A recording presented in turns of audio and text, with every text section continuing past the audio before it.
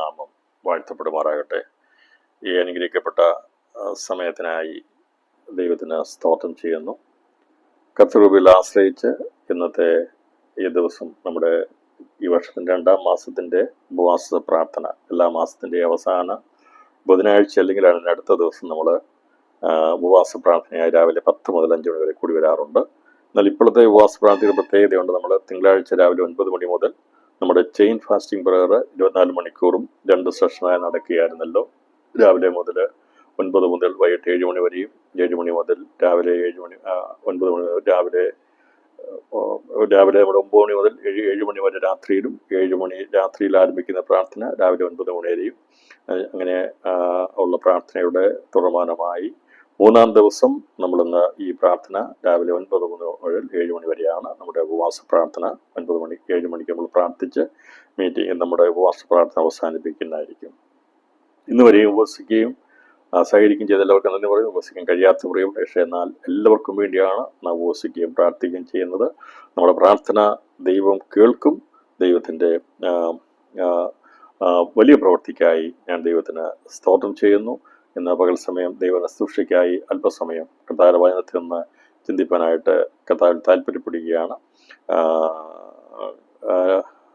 2 കൊരിന്ത്യർക്കെഴുതിയ ലേഖനം 4-ാം അധ്യായം അതിൻ്റെ 4-ാമത്തെ വാക്യം വായിക്കുന്നു. ദൈവപ്രതിമയായ ക്രിസ്തുവിൻ്റെ തേജസ്സുള്ള സുവിശേഷത്തിൻ്റെ പ്രകാശനം ശോഭിക്കാതിരിപ്പാൻ ഈ ലോകത്തിൻ്റെ ദൈവം അവിശ്വാസിയുടെ മനസ്സ് കുരുടാക്കി.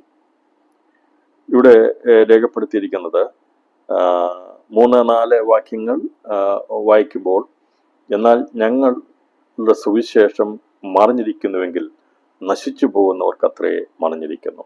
ദൈവപ്രതിമയായ ക്രിസ്തുയേശുവിന്റെ തേജസ്സുള്ള സുവിശേഷത്തിന്റെ പ്രകാശനം ശോഭിക്കാതിരിപ്പാൻ ഈ ലോകത്തിന്റെ ദൈവം അവിശ്വാസികളുടെ മനസ്സ് കുരുടാക്കി. നമ്മൾ കർത്താവായ യേശു ക്രിസ്തുവിനെ കുറിച്ചും ദൈവത്തെക്കുറിച്ചും ഒക്കെ പഠിക്കുമ്പോൾ, ആദിമ മനുഷ്യനായിരിക്കുന്ന ആദം ദൈവത്തിന്റെ പ്രതിമയായി സൃഷ്ടിക്കപ്പെട്ടവനായിരുന്നു. അവൻ ദൈവത്തെ കണ്ടിരുന്നു. ദൈവത്തിന് പൂർണ്ണമായിരിക്കുന്ന തേജസ് അവന് വെളിപ്പെട്ടിട്ടില്ല. കാരണം അവന് ഭൂമി ജീപ്പാളുള്ള തേജസ് ഉണ്ടായിരുന്നത്. അതുകൊണ്ട് പൂർണ്ണതയുള്ള ദൈവത്തിന്റെ തേജസ്സായിട്ടല്ല അവൻ കണ്ടിരുന്നത്. എന്നാൽ അവൻ ദൈവത്തെ കണ്ടിരുന്നു, ദൈവത്തിന്റെ ശബ്ദം കേട്ടിരുന്നു. അതിൽ നിന്ന് അവൻ പാപം ചെയ്ത് കഴിഞ്ഞപ്പോൾ ദൈവമായിട്ടുള്ള ബന്ധം നഷ്ടപ്പെട്ടു പോയി. എന്നാൽ ആ ബന്ധം അറ്റുപോയില്ല. ആ ബന്ധം ദൈവം നിലനിർത്തി. കാരണം ദൈവത്തിന്റെ പ്രതിമയായി സൃഷ്ടിച്ച മനുഷ്യനിൽ ദൈവത്തിന്റെ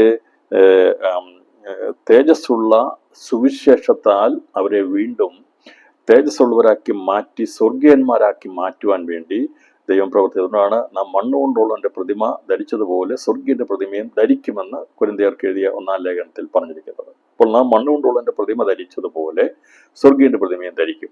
അപ്പോൾ അങ്ങനെ ദൈവം സൃഷ്ടിച്ചപ്പോൾ തന്നെ ദൈവം കണ്ടിരുന്നു മനുഷ്യന് സംഭവിക്കാൻ പോകുന്ന ആരംഭത്തിൽ തന്നെ അവസാനം മുഴുവൻ കണ്ടിരുന്നതാണ് നമ്മുടെ കർത്താവ്.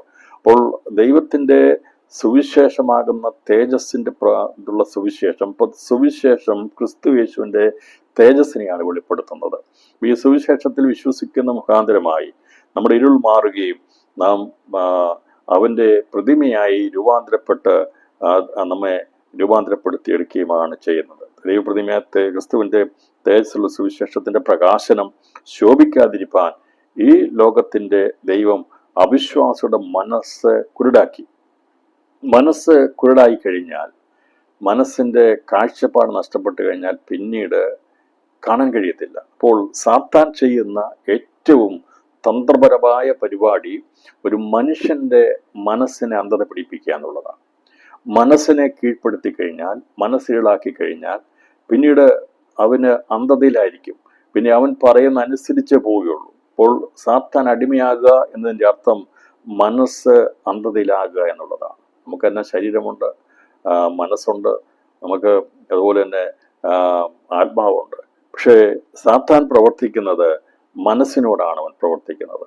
മനസ്സിനെ കീഴ്പ്പെടുത്തി ആ മനസ്സിനെ കുരുടാക്കി കഴിഞ്ഞാൽ പിന്നീട് അനുസരണക്കേടിലേക്ക് പൊയ്ക്കൊള്ളും. അതുകൊണ്ടാണ് പലപ്പോഴും പലരും പറഞ്ഞ് എനിക്ക് മനസ്സില്ല എന്ന് പറയുന്നത്.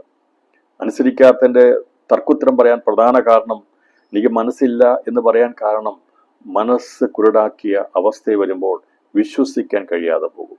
അങ്ങനെ വരുമ്പോഴാണ് തർക്കുത്തരങ്ങളൊക്കെ വരുന്നത്.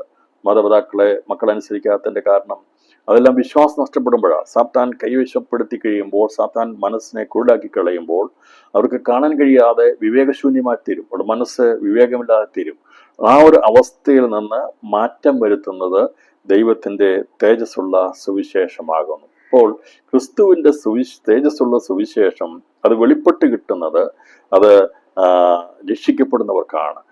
ഇത് കേൾക്കുമ്പോൾ സത്യമാണല്ലോ എന്നൊരു മനോബോധമുള്ളവർക്ക് മാത്രമേ, ഈ മനസാക്ഷിയിൽ ചിന്തിക്കാൻ അല്ലെങ്കിൽ അതിനെ കഠിനപ്പെടുത്താത്തവർക്ക് മാത്രമേ കാര്യങ്ങൾ കാണുമ്പോൾ തിരിച്ചറിയാനുള്ള അല്ലെങ്കിൽ അതിനെ ഗ്രഹിച്ചെടുക്കാനുള്ള സാധിക്കത്തുള്ളൂ. നമുക്ക് കർത്താവായ യേശുക്രിസ്തു ലോകത്തിൽ വന്നപ്പോൾ ഞാൻ പറഞ്ഞല്ലോ, ആദ്യം തേജസ്സുള്ള ദൈവം വന്ന് മണ്ണിൽ നിന്ന് മനുഷ്യനെ സൃഷ്ടിച്ച് അവനെ തേജസ്സുള്ളതാക്കി ദൈവത്തിൻ്റെ സ്വരൂപത്തിലും സാദൃശ്യത്തിലുമാക്കി തേജസ്സുള്ള സൃഷ്ടിയാക്കി മനുഷ്യൻ ലോകത്തെ വാഴാൻ വേണ്ടി, ഭൂമിയെ വാഴാൻ വേണ്ടി, സ്ഥലത്തെ വാഴാൻ വേണ്ടി ദൈവം സൃഷ്ടിച്ചു.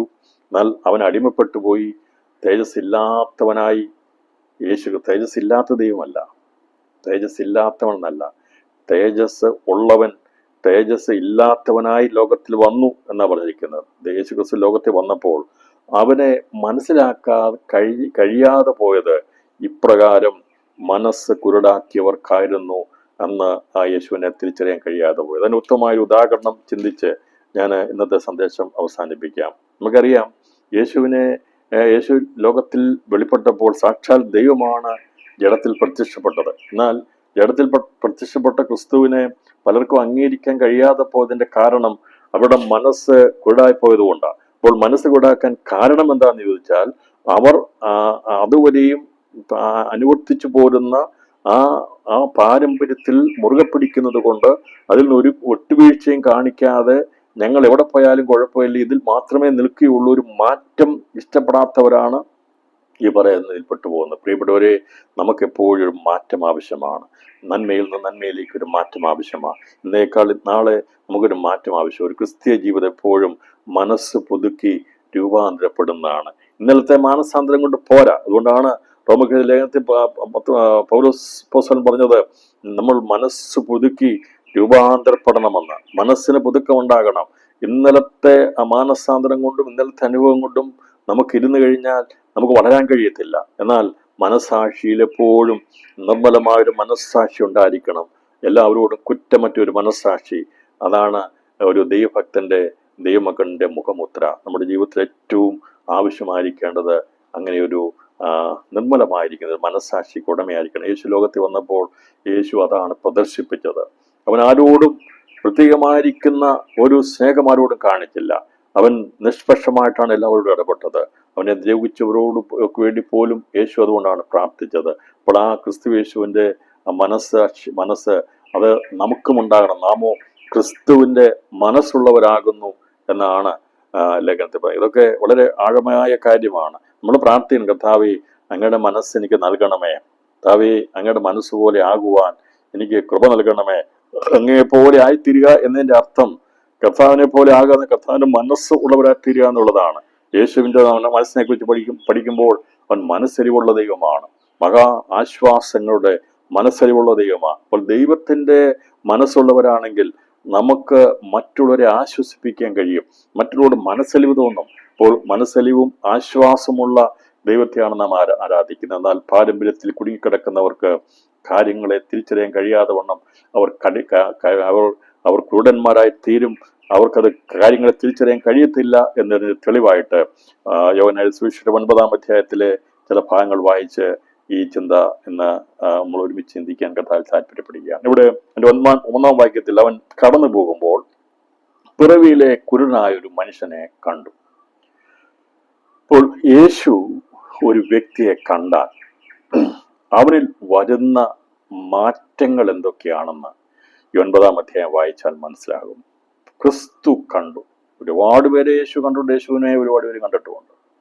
പക്ഷേ ഇതൊരു പ്രത്യേകമായൊരു അനുഭവം. ഞാനത് ഇത് മനസ്സിലാക്കിയപ്പോൾ എനിക്ക് മനസ്സിലായി, ഇങ്ങനെ ഒരു കുരുടനെ കർത്താവ് സന്ദർശിക്കാൻ കാരണം അവൻ ആരാകുന്നു എന്നുള്ളത് കർത്താവ് കണ്ടിട്ട്. ഇതിനു മുമ്പ് കർത്താവ് അല്ലെങ്കിൽ അതിന് ശേഷം വളരെ സൗഖ്യമായി, പക്ഷെ ഇങ്ങനൊരു സൗഖ്യമാക്കൽ നടത്തിയിട്ടില്ല.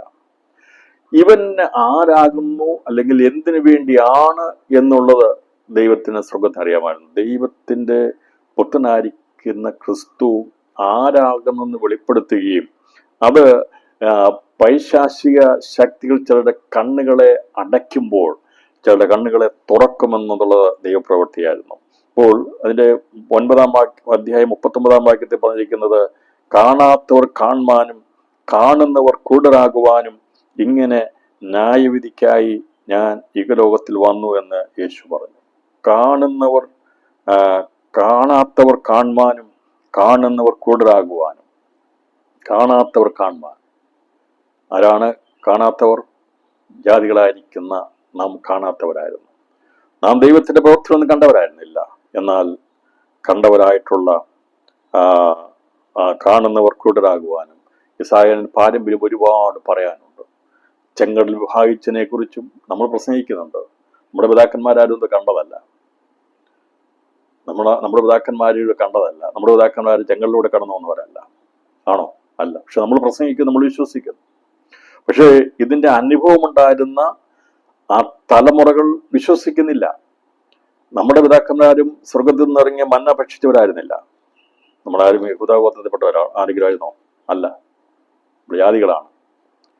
എന്നാൽ മന്ന ഭക്ഷിച്ച യഥാർത്ഥത്തിലുള്ള അവരുടെ തലമുറകൾക്ക് യേശുവിനെ മനസ്സിലാക്കാൻ കഴിയാതെ പോകുന്നു. അത് അന്നത്തെ ജാതീയ പശ്ചാത്തലത്തിൽ യേശു ജാതികൾക്ക് പ്രത്യക്ഷമായിട്ടില്ല. എന്നാൽ ഇസ്രായേലാകുന്ന സ്വന്തം ജനത്തിന് പ്രത്യക്ഷമായി. അവര് കാണാത്ത അത്ഭുതങ്ങളില്ല, ദൈവം ചെയ്യാത്ത അടയാളങ്ങളില്ല. പാറയിൽ നിന്ന് വെള്ളം കൊടുത്തു, യോർദാൻ നദിയെ വിഭാഗിച്ചു, മിസ്രയീമിൽ ബാധകൾ അയച്ചു.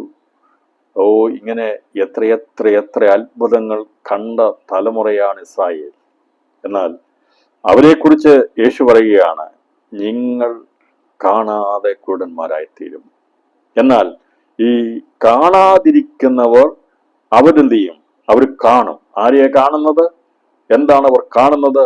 സുവിശേഷത്തിന്റെ പ്രകാശനം ലഭിക്കുമെന്നാണ് യേശു പറഞ്ഞത്. ന്യായവിധി എന്നുള്ളത് 3 അധ്യായം 19 വാക്യത്തിൽ പറഞ്ഞിട്ട് എന്താണ് ന്യായവിധി എന്നുള്ളത്? യോഹന്നാന്റെ സുവിശേഷം 3 അധ്യായം 19 വാക്യത്തില് ദൈവത്തിന്റെ ന്യായവിധി എന്താകുന്നു, നാം ന്യായവിധി നിന്ന് മാറി എന്നതിന്റെ തെളിവെന്താണ് എന്നുള്ളത് ഇവിടെ പറഞ്ഞിരിക്കുന്നു. 3 അധ്യായം 19 വാക്യം വായിക്കുമ്പോൾ ഇങ്ങനെ പറയുക, ന്യായവിധി എന്നതോ വെളിച്ചം ലോകത്തിൽ വന്നിട്ടും മനുഷ്യരുടെ പ്രവൃത്തി ദോഷമുള്ളതാകിയാൽ അവർ വെളിച്ചത്തെക്കാൾ ഇരുളിനെ സ്നേഹിച്ചതാകുന്നു. അപ്പോൾ ന്യായവിധി എന്നുള്ളത് യേശു ക്രിസ്തു ലോകത്തിൽ വന്നിട്ട് അവന്റെ ഏകജാതനായ പുത്രനിൽ നാമത്തിൽ വിശ്വസിക്കാകിയാൽ ന്യായവിധി വന്നു കഴിഞ്ഞു. അപ്പോൾ കർത്താവായ യേശു ക്രിസ്തുവിൽ വിശ്വസിക്കാത്തതിൽ കാരണം വെളിച്ചമായി ലോകത്തിൽ വന്ന യേശു അവർ ധിക്കരിക്കാൻ കാരണം എന്തെന്ന് ചോദിക്കുമ്പോൾ അവർ ഇരുളിലായതുകൊണ്ടാണ്. ഇവിടെ ആരെല്ലാം വെളിച്ചത്തിന്റെ പ്രവൃത്തി ചെയ്യുന്നു, നമ്മൾ അവരെ ആരെയും വെറുതെ ദ്രോഹിക്കരുത്, വെറുതെ ധിക്കരിക്കരുത്. വിശ്വാസികളായിരിക്കുന്ന നാം എന്ത് തെറ്റ് ചെയ്തിട്ടാണ് നമ്മുടെ പ്രിയപ്പെട്ടവരെ ശിക്ഷിക്കുന്നത്? എന്താണ് ചെയ്യുന്ന തെറ്റ്? ലോകത്തിൽ ഒന്നുമില്ലാത്തവരെ, ഒറ്റപ്പെട്ടവർക്ക് വേണ്ടി പ്രാർത്ഥിക്കുന്നതാണോ? അവർക്ക് വിദ്യാഭ്യാസം കൊടുക്കുന്നതാണോ? അവരെ സംരക്ഷിക്കുന്നതാണോ? അപ്പോൾ അതൊന്നും അല്ല തെറ്റായിട്ട്. ലോകത്തിന് മുമ്പിൽ അതൊക്കെ തെറ്റുകളായിട്ട് തോന്നുമ്പോൾ കാരണം എന്താണെന്ന് ചോദിച്ചാൽ വെളിച്ചത്തെക്കാൾ അധികമായി ഇരുളിനെ സ്നേഹിക്കുന്നതുകൊണ്ടാണ്.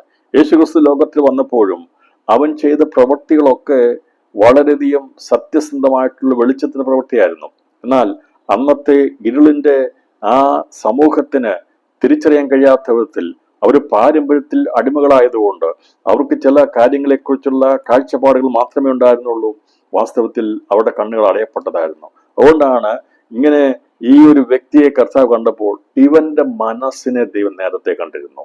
ദൈവത്തിന് അറിയാമായിരുന്നു ഇവൻ ഒരു സൗഖ്യം കിട്ടിക്കഴിഞ്ഞാൽ അതവന് ഒരിക്കലും അതിൽ നിന്ന് അവൻ പിന്മാറുന്നവനല്ല, അവൻ അത് സാക്ഷീകരിക്കുന്നവനാണ്. അവനൊരു അനുഭവം ഉണ്ടായിക്കഴിഞ്ഞാൽ എത്ര പ്രതിസന്ധി വന്നാലും എത്ര ചോദ്യം ചെയ്യലുകൾ വന്നാലും ഒരു നെല്ലിട പോലും മാറാതെ അവൻ അതിൽ ഉറച്ചു നിൽക്കുമെന്ന ഒരു അറിയാവുന്നതുകൊണ്ടാണ് കർത്താവിനെ സൗഖ്യമാക്കുവാൻ അടുത്ത് വന്നത്. ഇപ്പൊ കർത്താവിനറിയാം ആരെ എപ്പോൾ ഏത് സമയത്ത് ഉപയോഗിക്കണം എന്നുള്ളത്. അതിന് മുമ്പ് കല്ലെറിയാൻ വേണ്ടി യേശുവിനെ അനേകർ കല്ലെറിയാൻ വേണ്ടി എടുത്തപ്പോൾ കർത്താവ് അവിടെ നിന്ന് മറഞ്ഞതാണ്. പക്ഷേ ഈ യേശു ഒന്നും മറഞ്ഞു പോയില്ല. അവൻ പ്രത്യക്ഷപ്പെട്ട് കഴിഞ്ഞപ്പോൾ അവൻ കടന്നു പോകുമ്പോൾ പിറവിയിലെ കുരുടനായൊരു മനുഷ്യനെ കണ്ടു. അപ്പോൾ ഈ മനുഷ്യനെ അവൻ ആരെയും കാണാൻ കഴിയത്തില്ല, ഇന്ന് വരെയും അവനൊരു മനുഷ്യനെ പോലും കണ്ടിട്ടില്ല. എന്നാൽ യേശു അവനെ ഇരിക്കുന്നത് കണ്ട് അവനെ കണ്ടപ്പോൾ തന്നെ ഈ യേശു അവനെ നോക്കിയിട്ടുണ്ട്. കാരണം ശിഷ്യന്മാരെപ്പോഴും യേശുവിന്റെ പ്രവൃത്തി സസൂക്ഷ്മം വീക്ഷിക്കുന്നതാണ്. ക്രിസ്തു എന്ത് ചെയ്താലും എന്ത് പറഞ്ഞാലും അവൻ എവിടെയെങ്കിലും നിന്ന് കഴിഞ്ഞാൽ ഉടൻ തന്നെ അവന് കൂടെ പോകുന്ന ശിഷ്യന്മാർ അതിനോട് പ്രതികരിക്കാറുണ്ട്. അതുകൊണ്ടാണ് യേശു കണ്ടെന്നേ ഉള്ളൂ, യേശു സംസാരിച്ചില്ല. പക്ഷേ ഇവിടെ പ്രതികരിക്കുന്നത് ശിഷ്യന്മാരാ, കൂടെ വന്ന ശിഷ്യന്മാര്. അവന്റെ ശിഷ്യന്മാർ അവനോട്, റബി, ഇവൻ കുരുടനായി പിറക്കത്തക്കവണ്ണം ആർ പാപം ചെയ്തു, ഇവനോ ഇവന്റെ അമ്മയപ്പന്മാരോ എന്ന് ചോദിച്ചു. അപ്പോൾ ഇവര് പഠിച്ചിരിക്കുന്ന ഒരു പ്രമാണം അനുസരിച്ച് കാര്യം മനസ്സിലായത്, പാപത്തിൽ പിറക്കുന്നവരാണ് ഇങ്ങനെയുള്ള ബലഹീനരായിട്ടുള്ളവർ എന്നുള്ളത് ഒരു പൊതു ചിന്താഗതിയായി പഠിച്ചു വെച്ചിരിക്കുന്നതുകൊണ്ട് അവർ വിചാരിച്ചു, ഇവനാണോ പാപം ചെയ്തത് അതോ ഇവന്റെ അമ്മയപ്പന്മാരാണോ പാപം ചെയ്തതെന്ന് യേശുവിനോട് ചോദിക്കുകയാണ്. അപ്പോൾ യേശു കണ്ടു, സംസാരിച്ചത് ശിഷ്യന്മാരാണ്. ഞാൻ പറഞ്ഞല്ലോ, ക്രിസ്തു കണ്ടതേ ഉള്ളൂ, സംസാരിച്ചത് കൂടെ നിന്നവരാ. അവരെന്താ സംസാരിച്ചത്? അവൻ അനുകൂലമായിട്ടല്ല സംസാരിക്കുന്നത്. അവന്റെ കുറ്റം കണ്ടുപിടിക്കാൻ വേണ്ടി, അവനിലോ അവന്റെ ജനിതക അല്ലെങ്കിൽ അവന്റെ കുടുംബത്തിലോ ഉള്ള കുറവുകളെ വെളിപ്പെടുത്താൻ വേണ്ടി ആ കൂടെ നിന്ന ശിഷ്യന്മാർ പരിശ്രമിക്കുകയാണ്. ഇത് തന്നെയാണ് ലോകത്തിലുള്ളതും. ലോകത്തിലുള്ള എല്ലാ പ്രിയപ്പെട്ടവരുടെയും ജീവിതം എടുത്തു കഴിഞ്ഞാൽ ഞാൻ ഉൾപ്പെടെ നമ്മുടെ എല്ലാവരുടെയും പ്രധാന ദൗത്യം ഏതെങ്കിലും മറ്റുള്ള കുറ്റം കണ്ടുപിടിക്കാവുന്ന, അല്ല ആരും വ്യത്യസ്തമല്ല.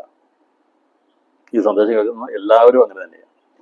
ഏതെങ്കിലും വിധത്തിൽ അവന് ഇതാകായി തീരാൻ കാരണം അവന്റെ കുറവാണോ എന്നുള്ളത് ചെകഞ്ഞ് പരിശോധിച്ചു നോക്കും. അല്ലേ, ഇവനിങ്ങനെ കുരുടനായി, ഞങ്ങൾക്കൊക്കെ കണ്ണ് കാണാമല്ലോ, ഞങ്ങൾക്കൊന്നും കുഴപ്പമില്ല, ഇതിലൂടെ ഞങ്ങൾ വരുന്നില്ലേ?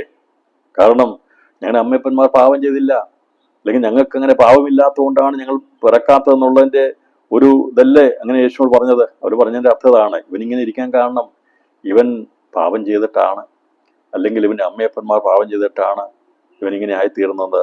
അവരുടെ അഭിപ്രായം, അത് ലോകത്തിന്റെ അഭിപ്രായമാണ്. ലോകത്തിന്റെ അഭിപ്രായമാണ്. യേശുവിന്റെ കൂടെ നടന്ന ശിഷ്യന്മാരുടെ അഭിപ്രായം അതായിരുന്നു. അവരും വിധിച്ചത് ഇവനെ പാപിയായിട്ട് അല്ലെങ്കിൽ പാപത്തിന്റെ ഒരു തലമുറയായിട്ടാണ് കുടുംബത്തെ, അവന്റെ അമ്മയപ്പന്മാർ ഉൾപ്പെടെ അവന്റെ കുടുംബത്തെ അവർ പഴിച്ചു പറയുകയാണ് ഇടയാച്ചത്. പറയുകയാണ്, ഇങ്ങനെയല്ലേ ഇവൻ പിറക്കത്തക്കവണ്ണം ആരാണ് പാപം ചെയ്തത്? പാപം ചെയ്തിട്ടില്ല, ഇങ്ങനെ സംഭവിക്കത്തില്ലല്ലോ, അതുകൊണ്ട് ഇവനാണോ അവന്റെ അമ്മയപ്പന്മാരാണോ എന്ന് ചോദിച്ചു. അതിന് യേശു, ഇവനെങ്കിലും അവന്റെ അമ്മയപ്പന്മാരെങ്കിലും പാപം ചെയ്തിട്ടല്ല, ദൈവപ്രവൃത്തി അവൾ വെളിവാകേണ്ടത് അത്രേ എന്ന് പറഞ്ഞു. കർത്താവ് പറഞ്ഞു, ഇവനോ ഇവന്റെ അമ്മയപ്പന്മാരോ പാപം ചെയ്തിട്ടല്ല. ദൈവത്തിന്റെ പ്രവൃത്തി വെളിപ്പെടാൻ വേണ്ടി അന്ന് അവിടെ ആ പിറവിയിലെ കുരുടൻ ആവശ്യമായിരുന്നു. ഞാൻ പറഞ്ഞല്ലോ, വളരെ വ്യത്യസ്തമായിട്ടുള്ള ഒരു കുരുടനാണത്. ഇവന്റെ പാരമ്പര്യത്തിൽ നിന്നുണ്ടായ ഒരു പാപത്തിന്റെ ഫലമായിട്ടിരിക്കുന്നതല്ല, അല്ലെങ്കിൽ ഇവനെ ജന്മനാലുള്ള ഏതെങ്കിലുമുള്ള ഒരു പാപം മുഖാന്തരമുള്ള ഒരു കുരുടായിരിക്കുന്ന അവസ്ഥയല്ല.